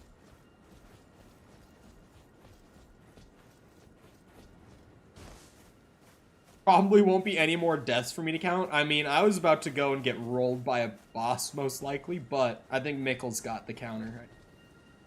Where's the entrance to this? I thought it was with the wolves. Can't find the entrance. Been a bit since I've been here, but I just find it.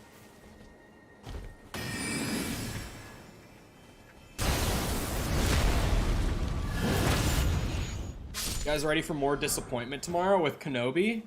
I honestly kind of forgot that that was tomorrow, but I hope not. But likely. I don't know. Like, I feel like Kenobi's not bad per se. I feel like it's just disappointing. Like, that is kind of the best way to put it.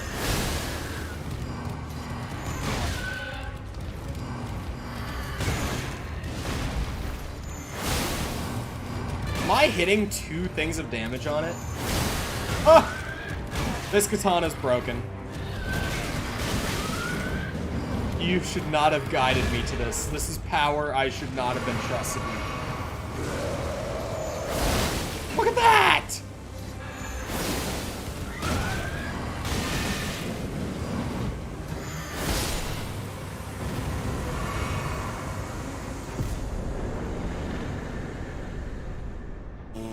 Star Wars aside, do you think it's a good TV show? I mean,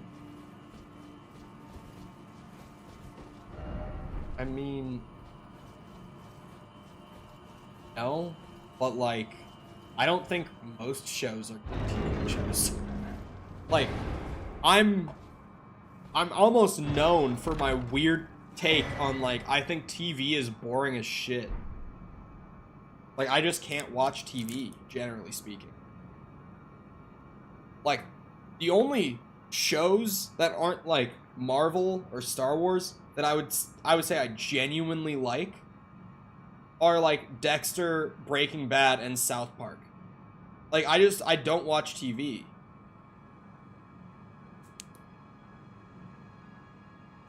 So,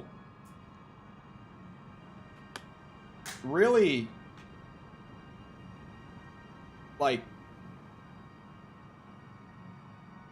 I don't know. I don't know. Bro doesn't like Johnny Test. Oh, and regular show. Throw regular show. Like, I haven't watched it in a long time, but I have to just say that regular show. It's like a require.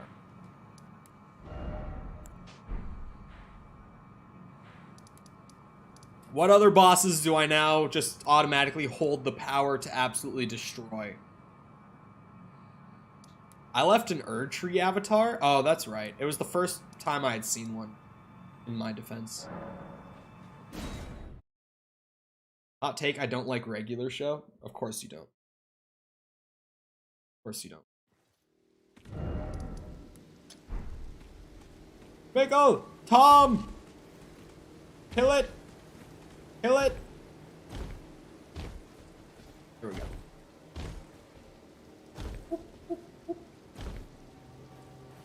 I don't even know what I'm running over to. Some boss that absolutely destroyed me before. Let's see if it does this time. Or if I am now the all-powerful... What was this thing called? Moonveil Samurai. My new official title. No more Magic Samurai. I am the Moonveil Samurai.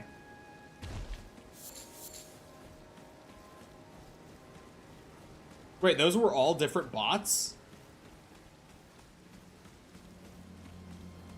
How many bosses? I did not count it. I said I was probably going to count it, and I forgot. Oh, it was just one of these things? Bro, this thing is fucking dead. Those were all different? No, you're lying to me.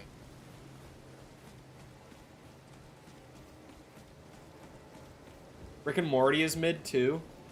Okay, but like the first season of Rick and Morty was awesome. The second one was pretty good. 3 was where it started to fall off. I didn't even watch 4. But like, if we're gonna say that Rick and Morty was mid, we have to at least be honest with ourselves and say that literally not a single person out there who says that nowadays didn't like the first season. I swear to God. I actually haven't met anyone who didn't like the first season of Rick and Morty. Just in general. I haven't met someone who's like, oh yeah, the first season sucked. Like, no one. Oh, I died.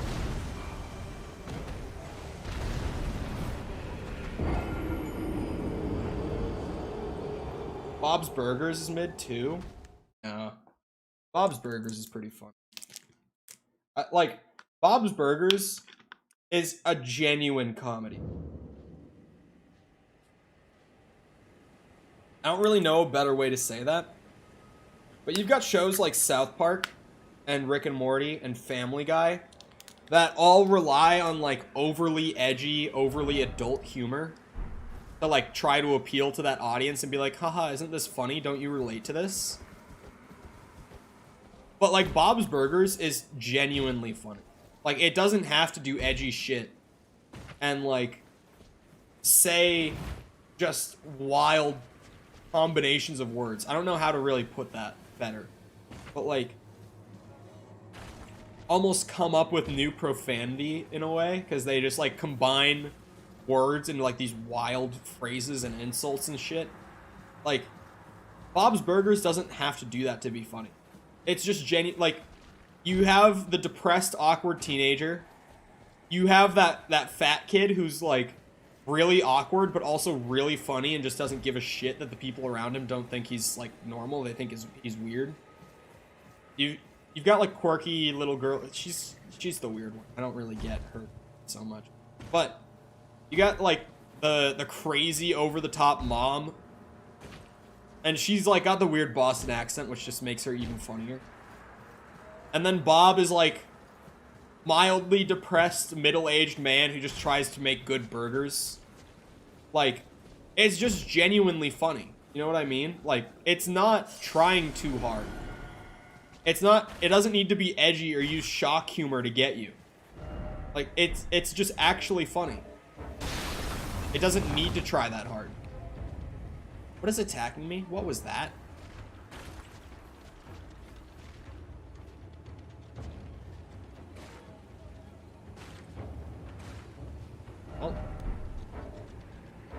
I guess I'm in combat.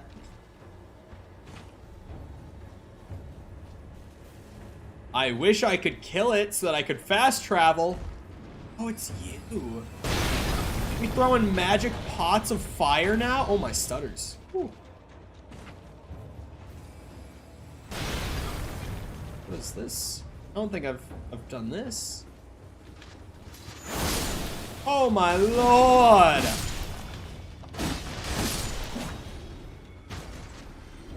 Was it Ryan that told me to go and kill that boss?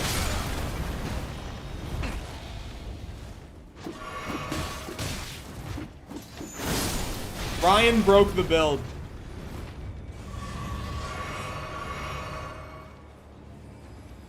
Freaking me out? What grace? There's no grace. What grace?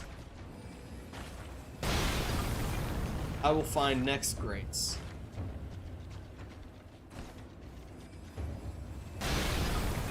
Is that the pot making like the magic wind-up sound? It is.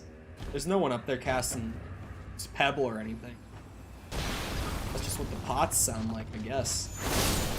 What the fuck? Did it just deflect off of him? Walking Dead seasons 1 through 3 were S tier. Okay, A tier, maybe.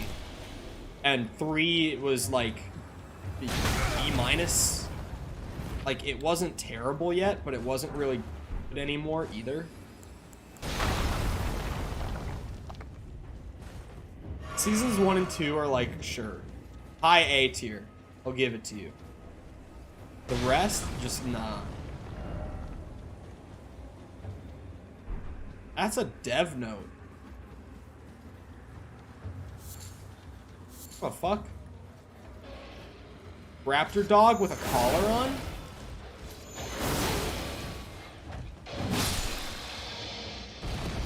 This thing is so broken. This thing is so broken.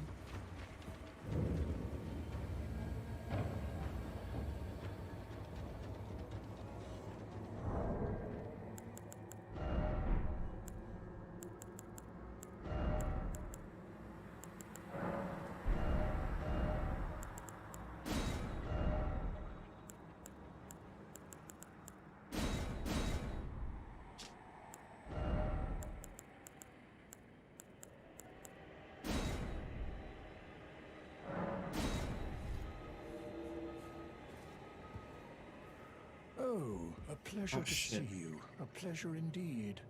I am Gari, a great sage. In my day, anyway.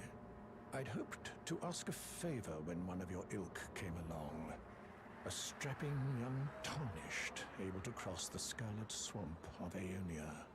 Don't fret, I'll provide fine recompense. Should you accept, I will teach you the secret of Celia, the town you see there. Ah, then you are willing to lend a hand, are you? Walking Dead I is need your terrible. help to heal a certain young Actually. girl. Her name is Millicent. You will find her beyond Celia, resting at the church atop the cliff, stricken by the rotting sickness. I wanted to see my message. Oh, dude. Oh, nearly nailed the placement, but, you know, I think it's good enough. The rotting sickness that afflicts Millicent has no cure. When the Erd Tree flourished, even the demigods could not stave off its effects, despite their nigh godhood. But Millicent's suffering can be ameliorated. For this, you are to find a certain needle. Seek the deep scarlet swamp of Aeonia outside Celia's bounds. The needle, made from unalloyed gold, is lost somewhere there. Actual needle? First, you must find the unalloyed gold needle. You're fucking kidding me. It's hidden somewhere in the deep scarlet swamp of Aeonia. Then I will tell you, as promised, Bruh. the secret of the town of Celia. I need to genuinely go find him a needle.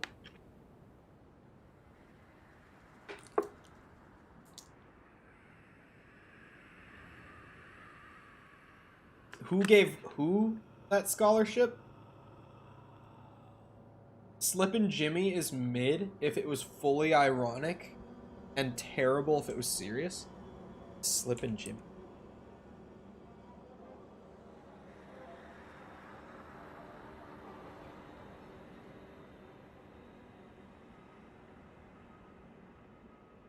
I never heard about this. Like, I thought, no way this is real. This can't be real. My God, it's real, isn't it?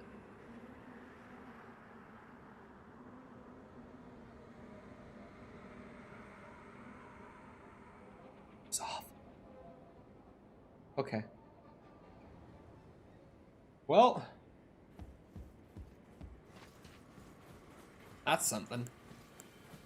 It is a animated prequel to Better Call Saul that came out like this year. And I just never heard about that.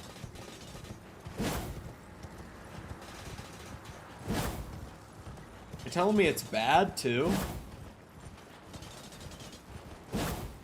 Man is drinking a 5-gallon jug over here. Yeah, I have my gallon jug of water that I'm drinking out of. Because of course I have that. So, bird was there and straight down? You mean like south? Straight south of it? Or straight down into the swamp?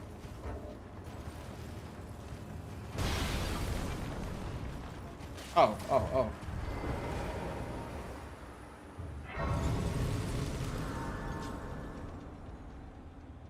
Apparently not. Apparently it's real. Well, this is actually... I could fight the bird. I'll do that real quick. I will fight bird.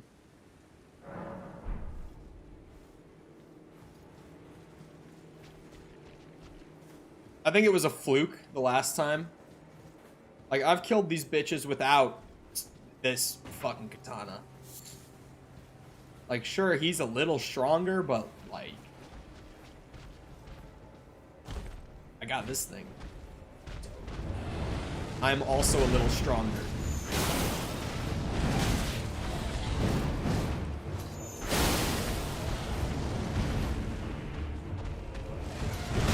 That was bad.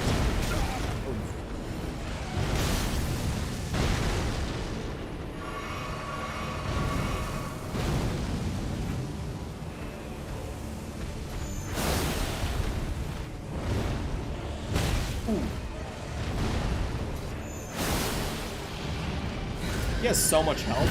Ah! That's what happened to me the last time he killed me. Was that he did that lunge through a fucking wall. Oh, apparently the Slippin' Jimmy cartoon is real. I need to look this up again. Oh, man. Okay, it got a 2.7 out of 10 general. So I'm curious. The show has nothing to do with Breaking Bad or Better Call Saul. Why they decided to steal the characters from Better Call Saul and not just create their own IP confuses me. The show would be better if the main characters Chet's children after they witnessed Jimmy McGill's famous Chicago sunroof. I can't really think of any other funny comments that can get across how disappointed I am. The show is a disgusting and ridiculous cash grab that should not exist. Woo! That is a scathing review if I have ever read one. That man was very upset with how the show came out.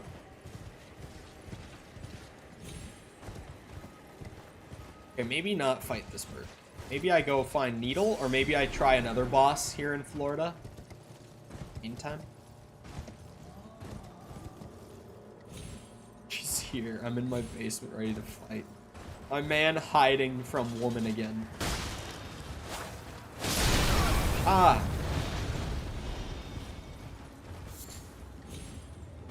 You know how many people in this chat have never even gotten to speak to a woman, Ozzy? You know how spoiled you sound right now.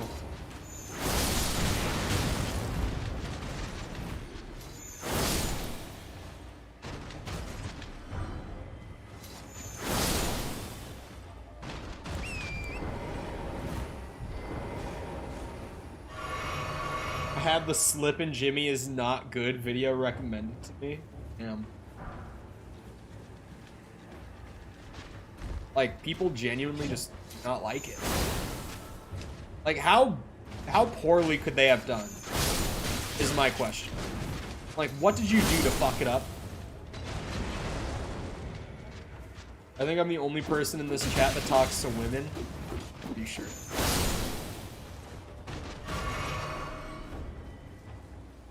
You mean a female? Yes, I mean a femoid. Sorry.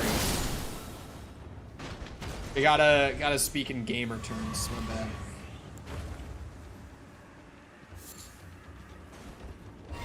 What's your body count at? Bro, I actually hate the people who fucking, like, unironically ask that shit. They're like, hey, what's your body count, man? Why do you care? You have no reason to give a shit about how often a dude gets laid. Aside from, like, the only reason you would ever care is for the sake of, like, comparison. Which, at that point, that's just kind of weird. I'm gonna be honest. It's funny for memes. I'll agree that it's funny, like, as a meme. But, like, the people who are unironically like, oh, hey, body count at, like,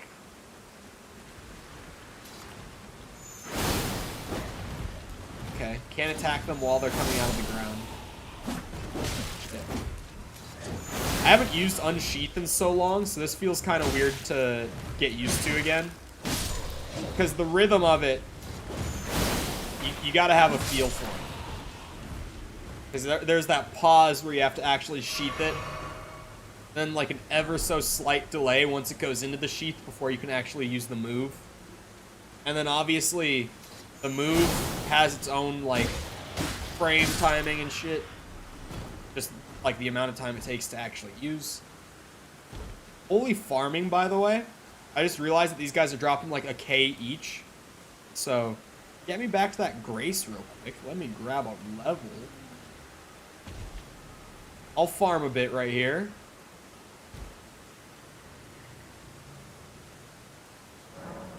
What is this, 2007? No, your mom jokes are still funny. They will never not be funny. Now I actually need the FP upgrades, though, because transit moves like...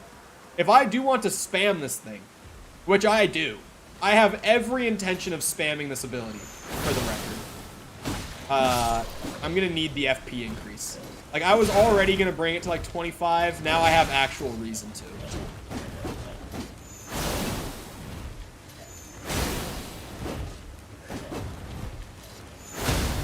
Woo-wee!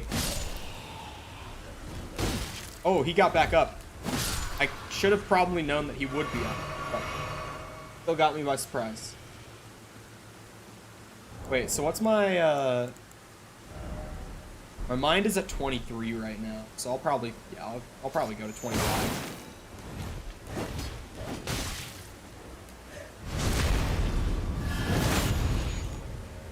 AX only. Sniping in that game was so ass. Can we have COD bro talk for a second? Sniping in MW19 was so ass. Just not fun at all. And I'm normally someone who likes sniping, but I was playing with some buddies like maybe a month ago. We went back to 19 just for, like, you know, play it again. It's been a while. And I wanted to use a sniper. I used the AX50, and I just did not have fun. And I'm normally a pretty big sniping fan in COD. I just did not have fun. Ow, fuckers. Leave me alone! Cold War did it better. Don't at me. Cold War did pretty much all of Call of Duty better than 19 did. Like, all the things that I look for in a COD game, like, personally, just for the sake of fun, 19 didn't really have it. I'm gonna be real. 19 did sniping better? Nah. No. Later, people. Is Tom heading out because I spoke poorly of Modern Warfare again? I'm just ass at COD. No, like, Cold War sniping was way better. Ooh. I didn't like the Pellington. Like, one thing that I can say with MW19 is that it gave you the AX50. I'm pretty sure it's like the starting sniper, right? Like, you literally get the game and you have it. Like, the only real complaint I can try to pull out about Cold War sniping is that the Tundra is just the most fun to use, and you have to, well, aside from the Swiss, probably, I've heard that people really, really love the Swiss. Oh, he still hits so hard. But I didn't play much MP after I unlocked the Swiss, so don't really have much personal frame of reference there. Oh my god, what the fuck did that gas just do all that damage to me? He's a madman.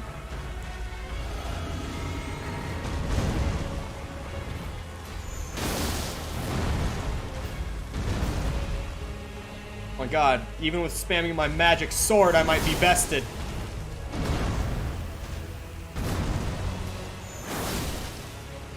I can play like the biggest pussy in Elden Ring, and this guy's still gonna whoop my ass a bit.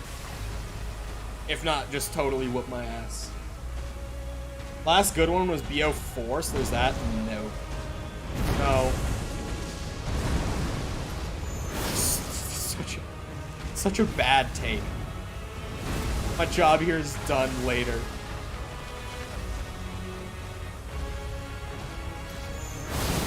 Uh-oh. But yeah, likes do help the stream, believe it or not. There are so many people nowadays with YouTube that, like, I think they just don't think that likes are important anymore, but they're so important for, like, both recommended and search. On videos, they're even more important for recommended and search on streams. Like, videos, they're still really, really important, but streams even more so. I feel like the importance of the like on YouTube has just been so downplayed over time. Not because anyone's acting like, oh, likes are useless, but I think people have just, like, over time forgotten how important it is to, like, use likes to directly support creators' content. I don't know. Weird random tangent while I'm getting my ass whooped by a boss. MW19 was bad. Cold War was cheeks. Go back. Go back. Go back. Cold War was cheeks. Let's dissect this one. Let's take a good look. Good critical look at this one. This statement. Is that a boss? That is a boss, right?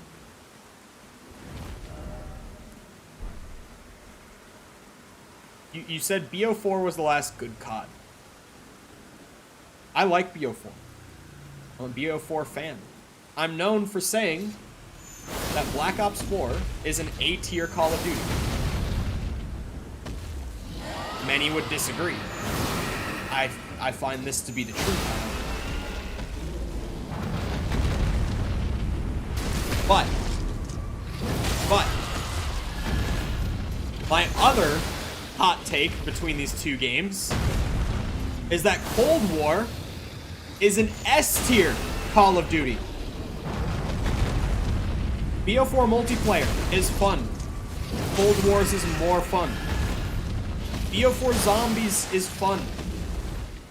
Cold Wars, in my opinion, Cold War Zombies is not my favorite Zombies game. However, Cold War Zombies is the best zombies game mechanically. That being said, I also am publicly of the belief that Black Ops 4 Zombies has the best map and quest design in the franchise. This is also an opinion of Cole's that is very, very widely stated.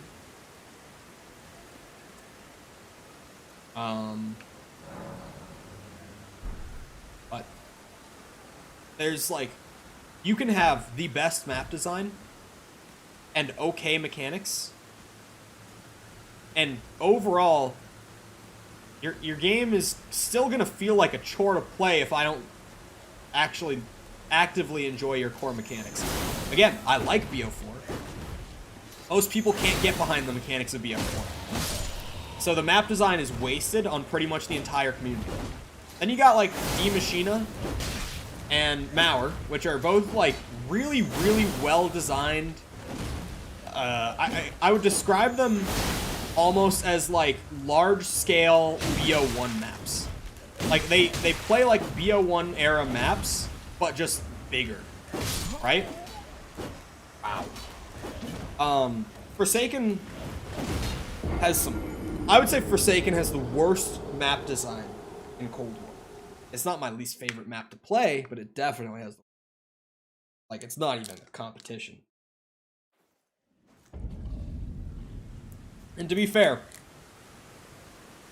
that's only because Forsaken is blatantly incomplete as a map. That map was not ready for release when they had to push it out. D Machina feels like D Machina and not Knocked. I didn't say it feels like Knocked. I said it feels like a BO1 map. Like, those are not the same thing. Because it definitely doesn't feel like Knocked. But it definitely feels like a map that could have come out the same year as, like, Ascension, Call of the Dead, Shang. It doesn't feel any more mechanically complex or complex in layout than any BO1 map. It doesn't feel as complex as BO2 maps, layout and mechanic-wise. It's somewhere, like, it fits in BO1. It's notably earlier than BO2. It's a BO1 era map design, right? Like, you know what I mean? It feels like it's from that time period in Call of Duty, which is not a bad thing. I said that as a positive. Like, that's for most people, actually, that's their favorite era. Like, in the zombies community, no. But as a general, if you took a general survey of, like, the COD community as a whole, and said, what's the best zombies game? The majority of them are going to say Black Ops 1. And unfortunately, they're going to say it because of Kino. But, like, that's why they're going to say it. Kino, and just BO1 in general, had simple enough map design to where it was just so accessible, for lack of a better. Like, the fact that they were so simple meant that the entire COD community could pick up, like, Kino or Ascension or any map, like, in BO1, really, and know what they're doing, even if it's their first time playing the map. Like, all you have to do is go find the perk machines, find the Pack-a-Punch, figure out the incredibly simple process to open the Pack-a-Punch, and then you're good to go. That's all you need to do. It's not a bad thing. It's not to my taste. I like my maps to be more complex and have more to learn and figure out and master. But it's certainly not bad for them to be that simple. It's honestly probably better than my kind of personal map taste. If you're looking at just how generally likable they are to the average player, it's gotta be better. Ow! Oh, fuck me. Leave me alone! Why are these guys killing me? I have overpowered magic sword. Maybe it's because I'm distracted. Because I'm on a tangent about design. But, like, Cold War has the best mechanics with maps designed in a way very evocative of the most widely popular and easily digestible time period in zombies. Like, it's hard to argue, in my opinion, if you're actually looking at it like design-wise, it's very hard to argue that Cold War isn't the best zombies game. Like, honestly, I feel like it's really, you're fighting an uphill battle against Cold War if you're saying it's not the best zombies game. Because its design is actually just that good compared to the rest of the games. Like, I would honestly say, as much as I like BO3's map design, it's really, really alienating to the majority of players. And, like, most people who don't actually devote a lot of their free time to learning zombies maps, they probably won't like BO3 even, because it's too much, with the exception of, like, the Giant and Durison. And Durison even is more time than the average player is going to spend, unless they get really hooked before they even discover that the bows exist. You know what I mean? Like, unless they're absolutely hooked on, like, the map before they even find the bows, they're just not going to take the time to find even the wonder weapon on the map. Because, you know, you can't get the wonder weapon from the box on that map. You have to do a quest. Which I don't think is inherently a bad thing. But I've said before that I think, like, the BO4 / Cold War approach is the best approach. Where, like, you can get it from the box, or you can spend the time doing a quest to just guaranteed get it for free. In a time where everyone in zombies was ass, the game needed a simple to learn map. Are we talking about BO1 or Cold War or both? Because that really could be a statement about either. Because, like, generally, I mean, numbers-wise, this is something that I recently learned. This is like an internal figure from Treyarch that was recently made public and is very interesting. Zombies was at its all-time peak popularity, excluding Cold War. So we're saying, like, oh my god, the gas, dude. I thought I was outside of it. So if we exclude Cold War and talk about, like, classic era zombies, which in my mind goes through BO3. If we're looking at, like, from World at War to BO3, what's the most popular game? Pretty much the entire zombies community would tell you that it's BO3. Or, not most popular in the sense of it being the most liked, but we're talking most popular in terms of player population during the game's cycle. Still, the majority of players are going to think that it's BO3 in the zombies community. That's wrong. People would then probably guess BO1. That's also wrong. The height of active returning daily players to zombies was the launch of Black Ops 2. Which keep in mind, I say the launch, which is actually very important. There's a reason I specified the launch. Because by the time that DLC 1 of Black Ops 2 had come out, it had lost that popularity out to Moon of Black Ops 1, which was the previous height of daily returning players for zombies before that. By the time that the first map came out for BO2, additional to, like, Transit and the launch content, the player base was gone and they couldn't get them back.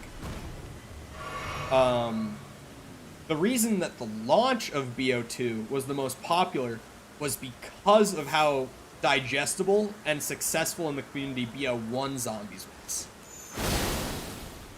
It's a very, like, interesting thing that the very launch of that game was the peak.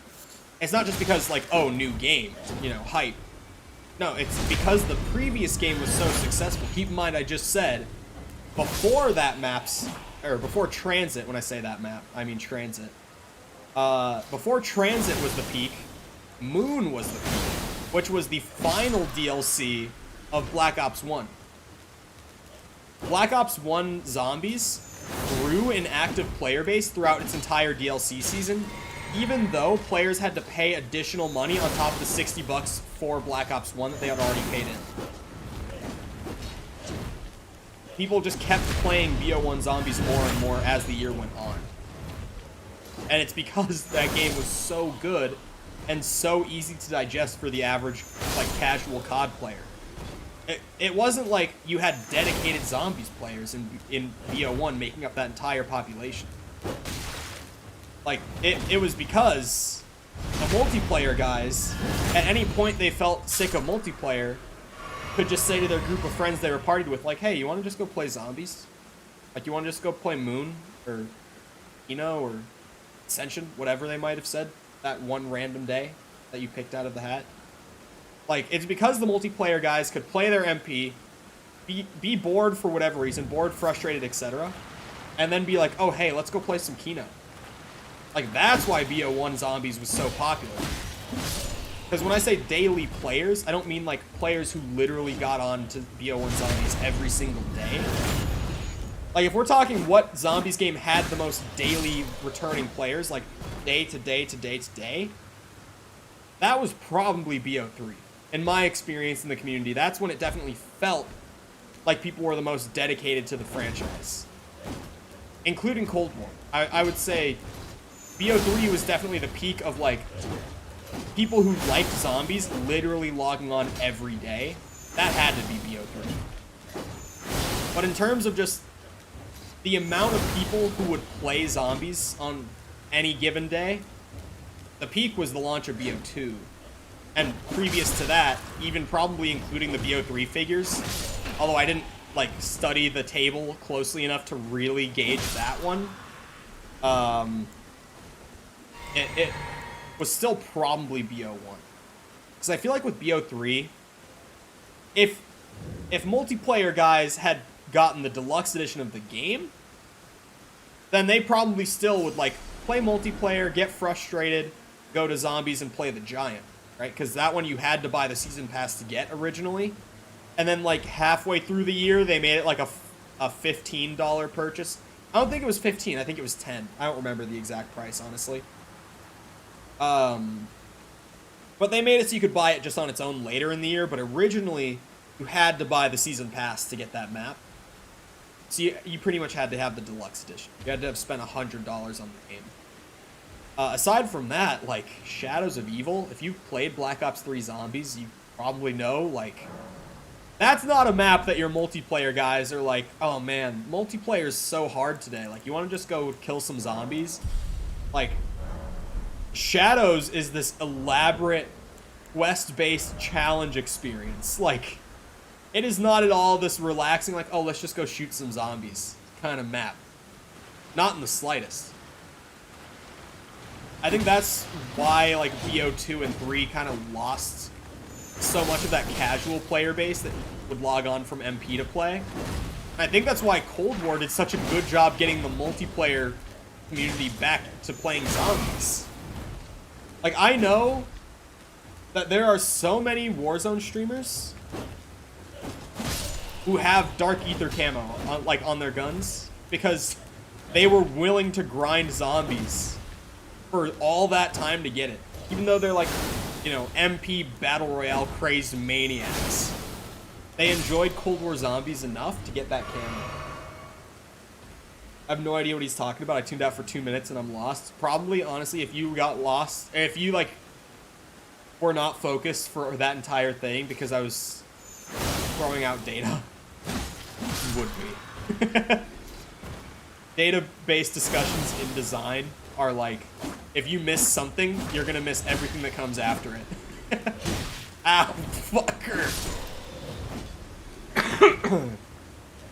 This spot's pretty crazy for farming runes, though. Gonna be real. I wasn't rambling. It was all very coherent, and it had a point. It just went for a while. And since it was data, if you got lost, you got lost. Come on. No. I don't want to use up all of my flask getting there, man.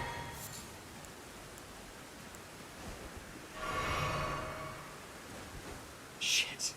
That wall is so thin. I always think there's someone in the room. It was a 25-minute presentation. Was it that long? zombies is one of those things where, like, even though I'm not a zombies creator anymore, I spent so much of my life with zombies being, like, a main focal point. And I've spent so many hours both talking, just, like, not only just playing the game, but, like, talking about it, looking into the design of it, like, debating it, just so much. Like, so much of my life revolved around zombies for so long that even though I've been away for, like, over 6 months, almost 7, it's still just so deeply ingrained in me. Like, when I get going on zombies talk, it's hard to get me away from it. Because not only did I spend, like, so many years with that being my main thing, but, like, there's a lot to talk about in zombies. Because there's so many maps, there's so many games. It's been running actively for how many years? 14 now? Like, regular new content for 14 years straight? I mean, there's how many maps? Like, 70-some maps? Which is insanity to say out loud, but it's a true number. Hold on, how many maps are there? 4 in World at War, 10 in BO1, so 14... 5 main maps in BO2, plus 4 survival maps, so 23? 23. 14 maps in BO3, so 37.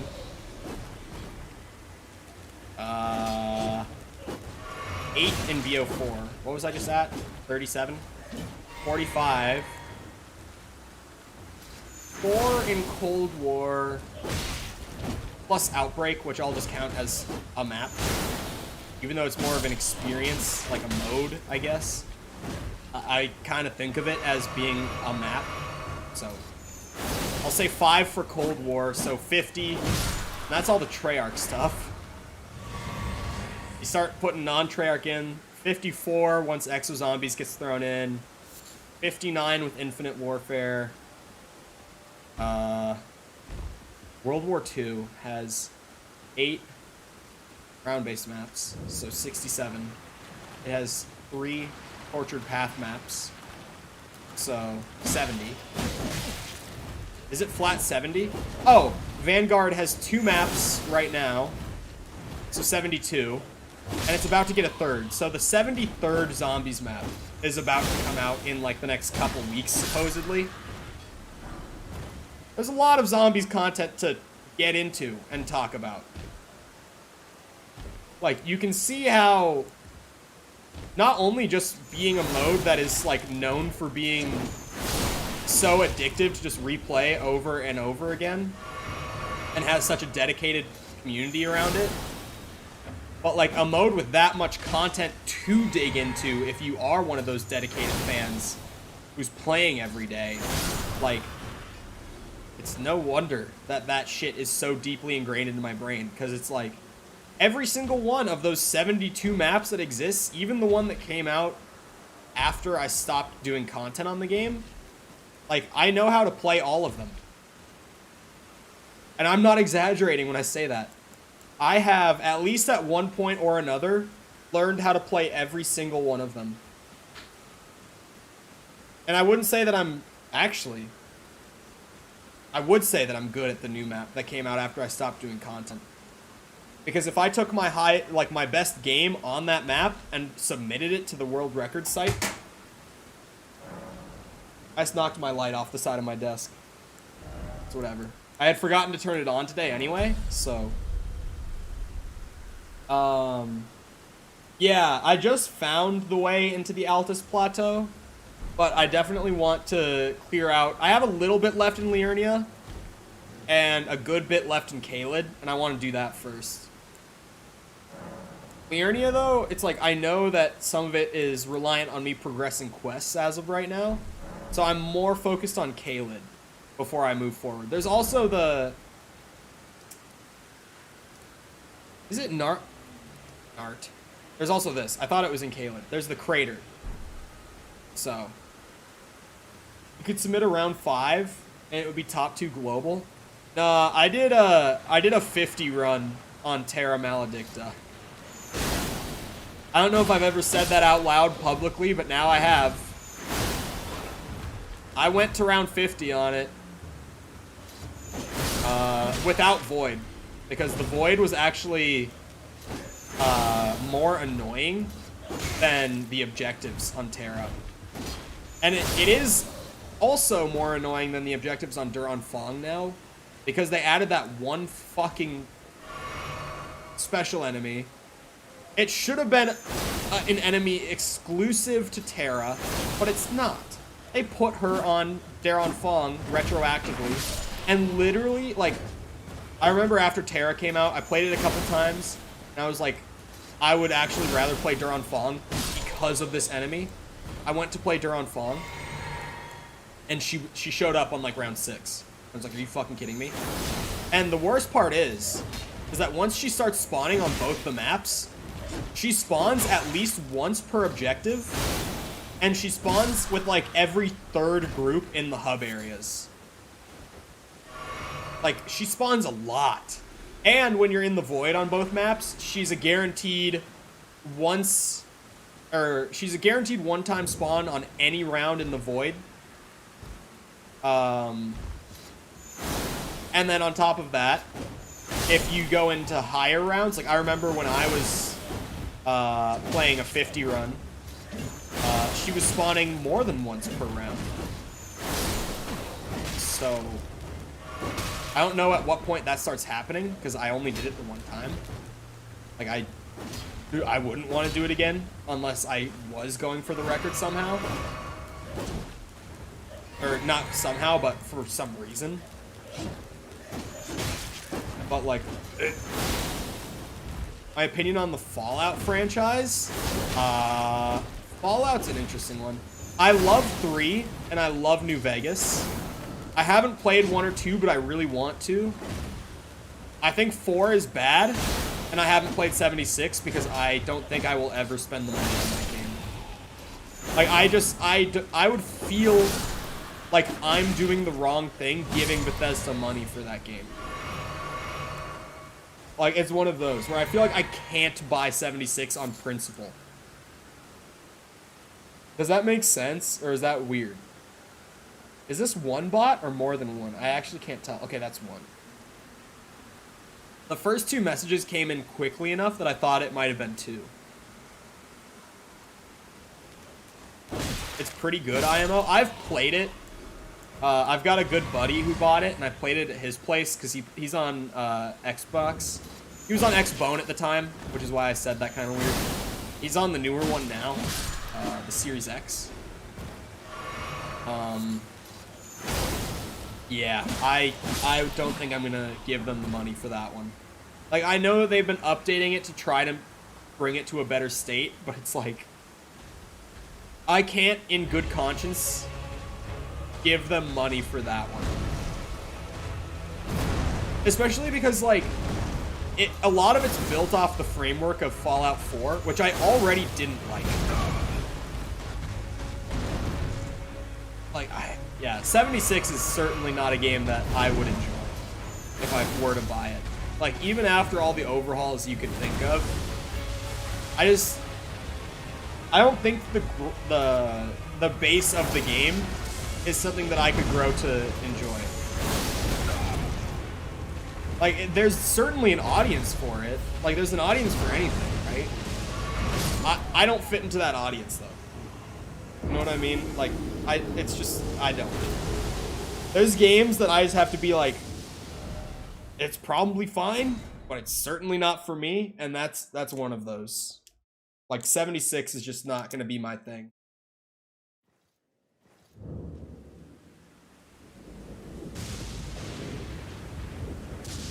But hello, KFC Bandit. How's it going? Where are my runes?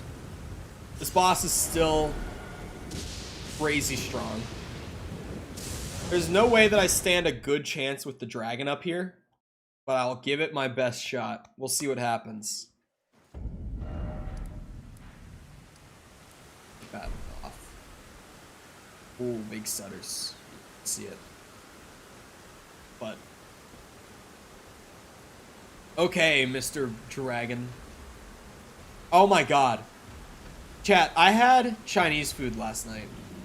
I ordered Chinese food, and I found a place that had such bad branding that I thought, like, you know the general rule. It's like, with a lot of places, it's like Mexican food, Chinese food, a lot of places. At least this is the way it is in America. It's almost like the worse that the branding and like name of the place is, like the better the food is. It's like it's a fairly known thing too, that like generally speaking, not to be like a dick, but like I think it's because when you see someone who has like such a lack of understanding of like branding and stuff like that, you're almost like, oh, well, if their restaurant is still able to operate like successfully with branding like that, it's because their food must be like really good, right? Like, does that logic make sense maybe? I don't know. But that's generally like the thought. So I was like, okay, this place doesn't seem like a place you would want to order Chinese food from. So they probably have the best Chinese food. It's also a place that I know has existed for a while. So like, it's successful enough to have been around for years and stayed afloat at the very least.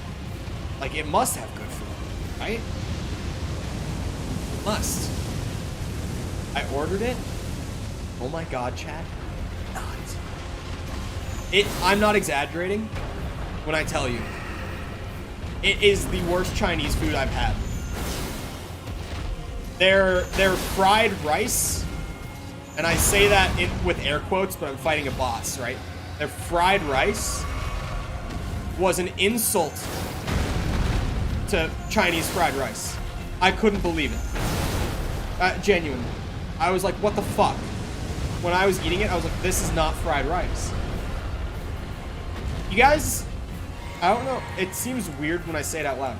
Have you ever had, like, pasta rice? Did he just disappear?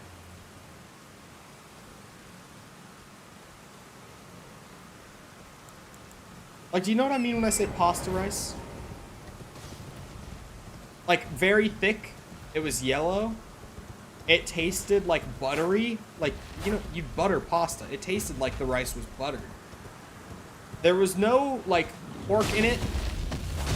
Although, there were bits of, like, diced, unseasoned chicken, which was odd. Like, the rice was the best example of how I felt about the place as a whole. It was like, this just isn't Chinese food. There weren't, like, diced onions or, like, anything in the fried rice. It was, like, almost like noodle, like pasta type rice with just bits of diced, unseasoned chicken in it. 80K. Fuck. I'll take it. Like, it was the worst Chinese food I've ever had. Genuinely. And other family members that also, I was like, you want food from this place? They were like, yeah, get me, like, you know, sesame chicken or whatever. They felt the same way. They were like, I've never had Chinese food this bad. It wasn't just me. Like, it wasn't, oh, you know, Cole's a critic. It was like, this is genuinely fucked up. This is not... I was putting an extra point into mind, but honestly, I don't think that's something I need to, like, respec for by any means. 26 mind. Marginally better than 25. I'll take it. I'm going to start bumping that endurance up because I've actually been getting kind of low on stamina. Aroni? Rice-a-roni. Oh, this is like a boxed rice.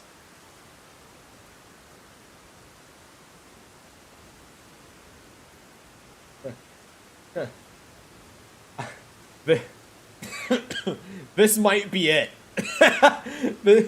This might be what I ate last night. Except for I think they put like, wait, they have a chicken one? Oh, that's chicken flavor. It's not like rice-a-roni with chicken in it. Right? Hold on. Now I have to read. Does that have chicken in it? The chicken flavored rice-a-roni?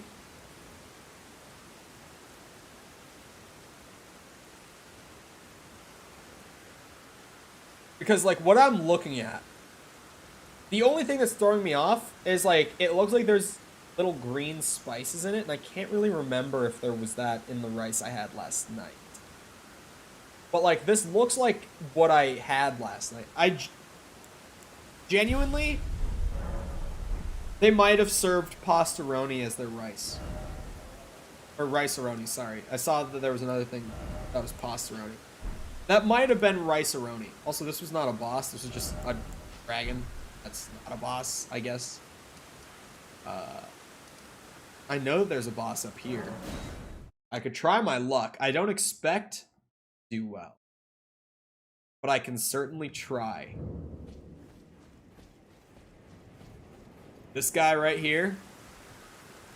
Let's see what happens. He doesn't aggro. Unless you like run straight in front of him or hit him. So as long as I don't like die with my roots right in front of him, I don't.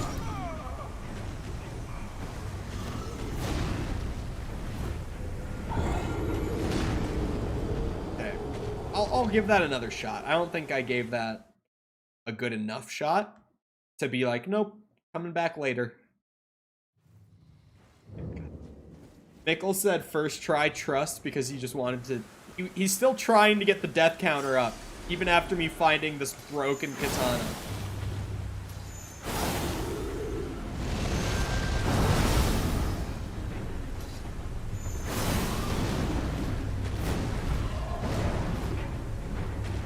Where's Knights of the Old Republic? That game, like, I think we're gonna wait until closer to the remake. If I even do the original. Because the biggest problem, we talked about this already today. The big problem with trying to stream KOTOR was that the dialogue for the player character isn't voiced. So, since like 60% of that game is dialogue, unless I'm actively reading everything while dialogue is happening, chat just will not be able to be on the same page as to like what's happening. And obviously, I don't want to have to spend all of the dialogue time, which again is like 60% of the game, reading, because then I can't read chat and talk to chat for like 60% of the stream. Like, it's genuinely just a bad stream. Not necessarily a bad game. Like, I love the game. But it's a bad stream game. Because the text is so small. Like, yeah, there are subtitles. But since it's an old game being upscaled to 1440, yeah, that text is so small that you can't read it. Unless you have, like, a 34-inch monitor full screen like I do, which most people are not watching on that. Most people are watching on their phones. Or on, like, a laptop.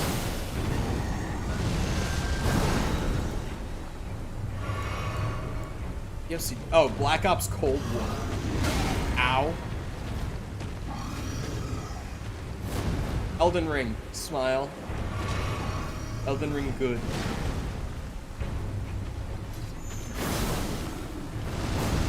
Can we go back to the other weapon you had?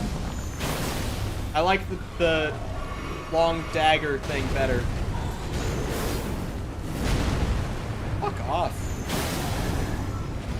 AoE moment.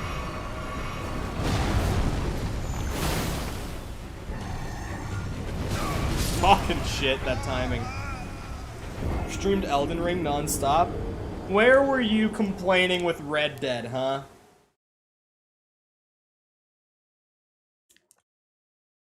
Lego Star Wars, perhaps? I don't remember you complaining then.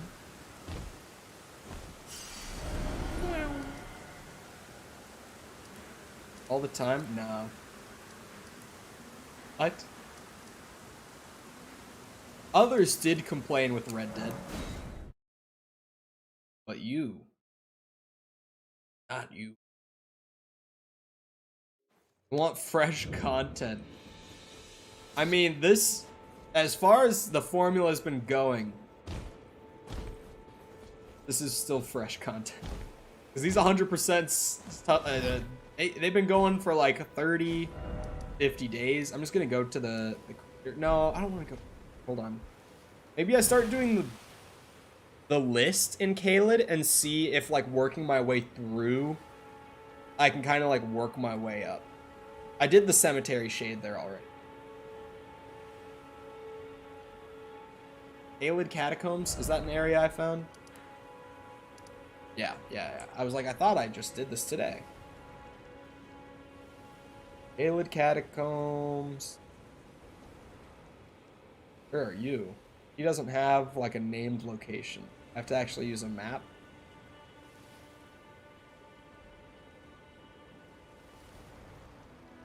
Where are you?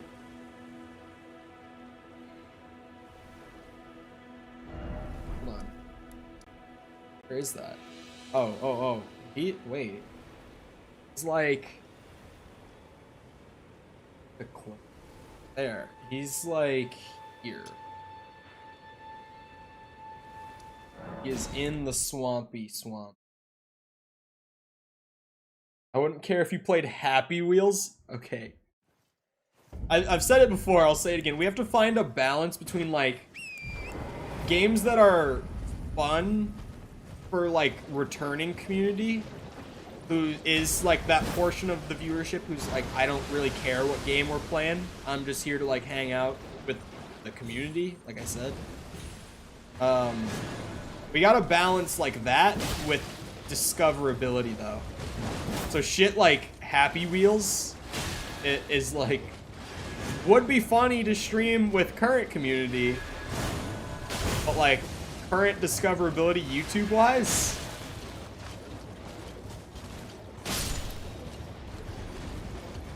Only 600 for you guys, but, like, 1,000 each for whatever the fuck those other things were by the Erdtree thing. Erdtree guy. Erdtree Avatar. Brain Go Burr. There's so many of them, too. What the fuck? Oh my god. Wait, there are so many of them. What the fuck? You gotta be way easier to kill on like this. Okay. Ooh, ouchie.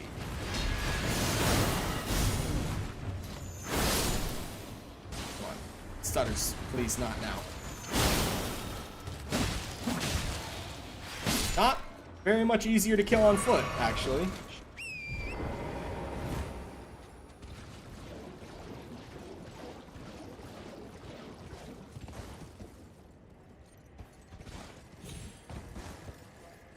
About how many deaths in your New Game Plus run?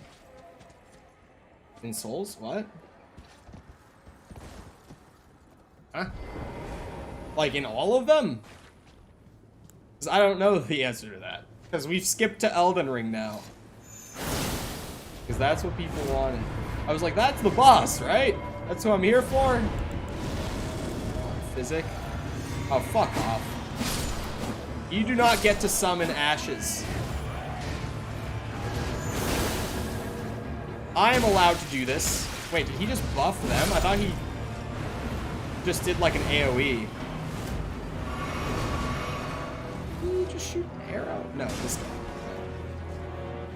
Oh, in Demon Souls, we didn't get all the way through. Again, we skipped. Commander, oh, death. Uh-huh. Shit. Bad time to go for an unsheath. Okay. Stutters, man. Ooh, ow. Do you know what game I really want to stream, like, badly? is the fucking RE4 remake, but we gotta wait 9 months for that shit. And we'll also probably have to do the original RE4 first, because obviously it's fun to like see them compared. So for those who haven't played the original, like streaming the original would be fun. And then also, they're gonna be changing the story of RE4 with the remake. Like the story's getting a rewrite to make it fit in line more realistically with like current RE canon. Which is why I think they're also gonna remake 5 and 6, honestly. Like over the next few years, assuming 4 goes over well.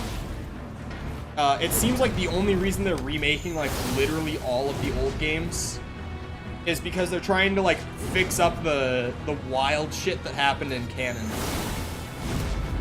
Like even with RE3, like I'm sure that RE3, the main purpose was just to remake like all of the PS3 trilogy, right? Which is why I didn't really expect RE4 remake to be a real thing when the leaks started. It was because, like, I thought they were just gonna do the trilogy and, like, be done with that. But no. I was wrong, and the leaks were very, very real.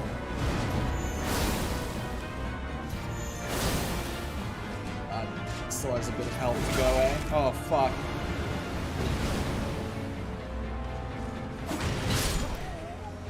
He doesn't stagger out of that. What was I saying? Oh, and Code Veronica will probably get a remake. Which I'm actually, like, way more looking forward to a remake of that than, like, 5 and 6. I think an RE5 remake would do a lot of good. I think 6 would be wild to try to remake. But, like, if the purpose is to try to fix the canon, like I think it is, then 6 needs a remake. Like, because 6 is probably the most wild RE game story-wise, next to, like, Village, which also is just a total jump the shark game, which is weird to me, that they're, like, worried about fixing up the canon of, like, RE4, when RE4 made way more sense in canon than RE Village ever did. But I do genuinely feel like they're remaking the games at this point to fix up canon. Because, like, RE3, they took out a lot of the game. Like, it was one of the biggest reasons that people don't love the RE3 remake, but they love the second one. Or the way they love the second one. Sorry, I'm struggling to speak and focus. The second one was able to, like, keep everything, because as wild as RE gets, even in their more tame games, like, RE2 was one of the more tame games. So they were able to keep all of that content in. But RE3, they had sections where, like, some absolute wacky shit went down, story-wise. And they cut those. And then they had Jill pull out a fucking railgun at the end. Like I said, they do still get really wacky, but there's almost like this weird sense of groundedness in that wacky shit. Can't get the timing of some of his attacks figured out. But, like, I don't know. RE6 would be such a big remake to try to undertake.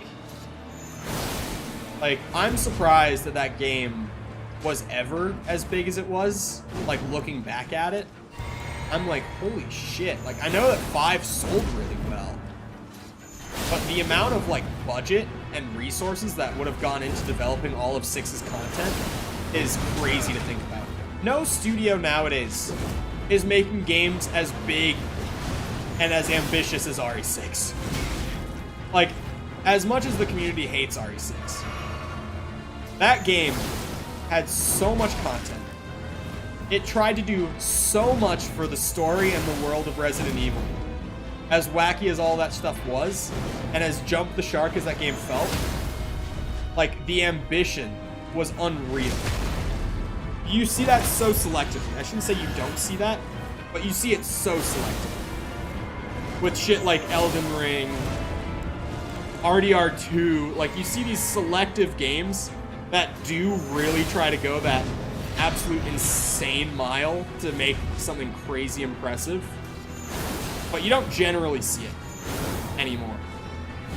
Not saying you see it all the time. Which game is it? That's a late message.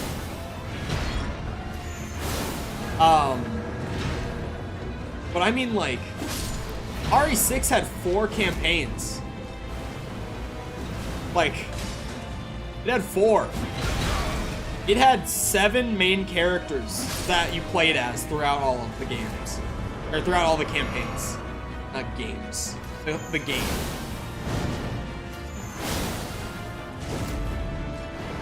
Like, as big as Elden Ring's open world and boss variety is,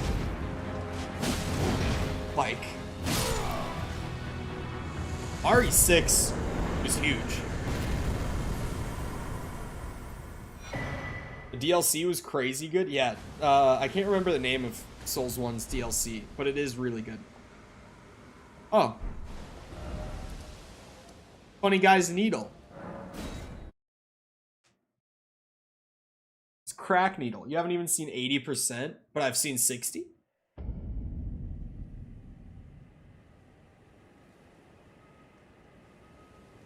$70 perhaps?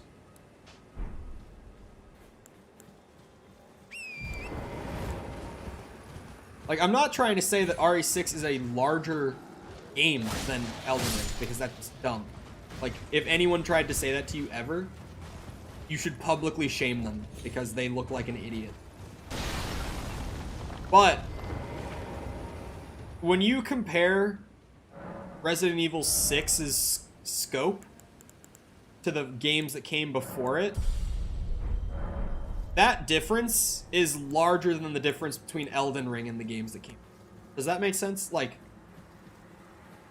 it's not that RE6 is a bigger game than Elden Ring.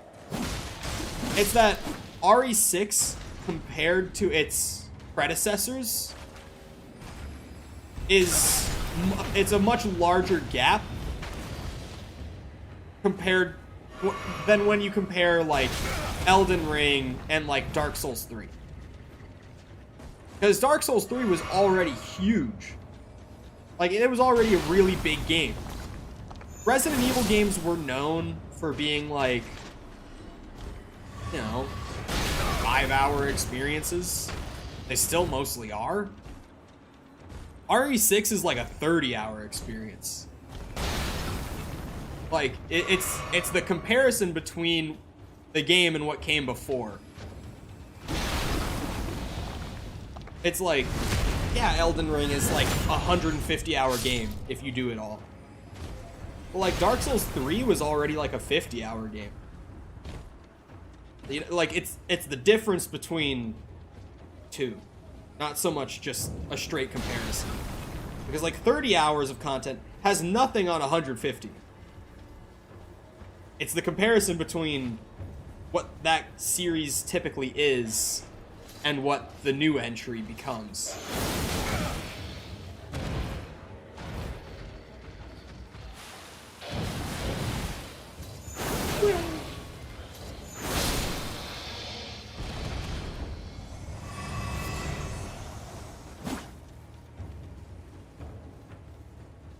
Artorias is sick as fuck. Manus is hard as fuck, and Calamete's actually a fun dragon boss fight, unlike Seath. Yeah. Seath's fight's kind of dumb.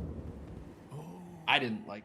you found the unalloyed gold needle. Unalloyed, it's As unalloyed. promised, I've detailed the secret of Celia right here. Go on. It's yours. Now let me have a look at the needle.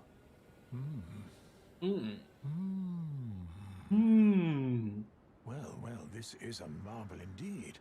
The work of a true artisan, a meticulous, bold craftsman who grasps the essence of life. Can you give me some time with this? As well made as it is, it won't be much use snapped in half, will it? Will not. Can you give me some time with this? As well Okay. What's the secret?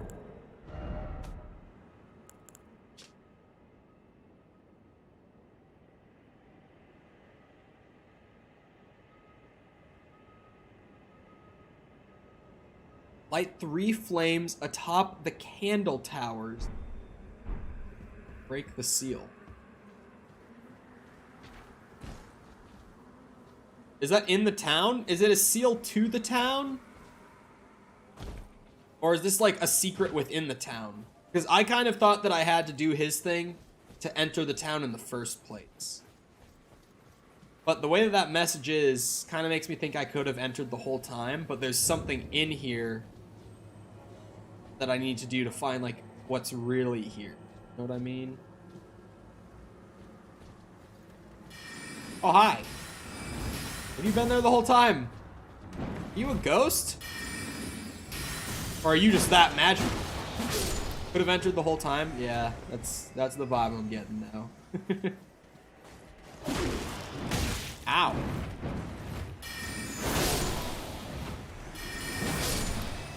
Just... Honestly, remember earlier when I was saying that I could have downgraded to just one magic flask? Transient Moonlight has entirely changed my stance on that statement. Like, entirely. I absolutely need the 2, and I might even need a 3rd. Because this thing burns through my FP now.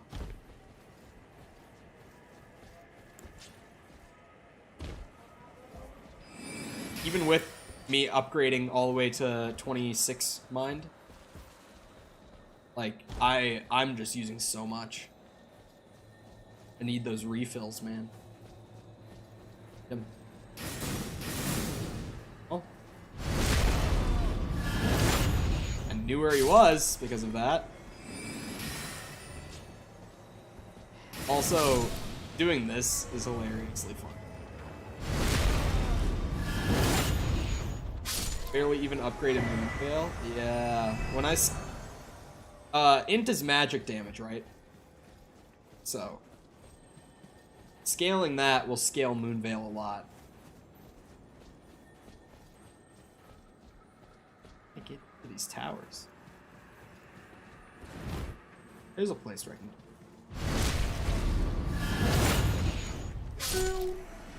But yes, I am aware of the time.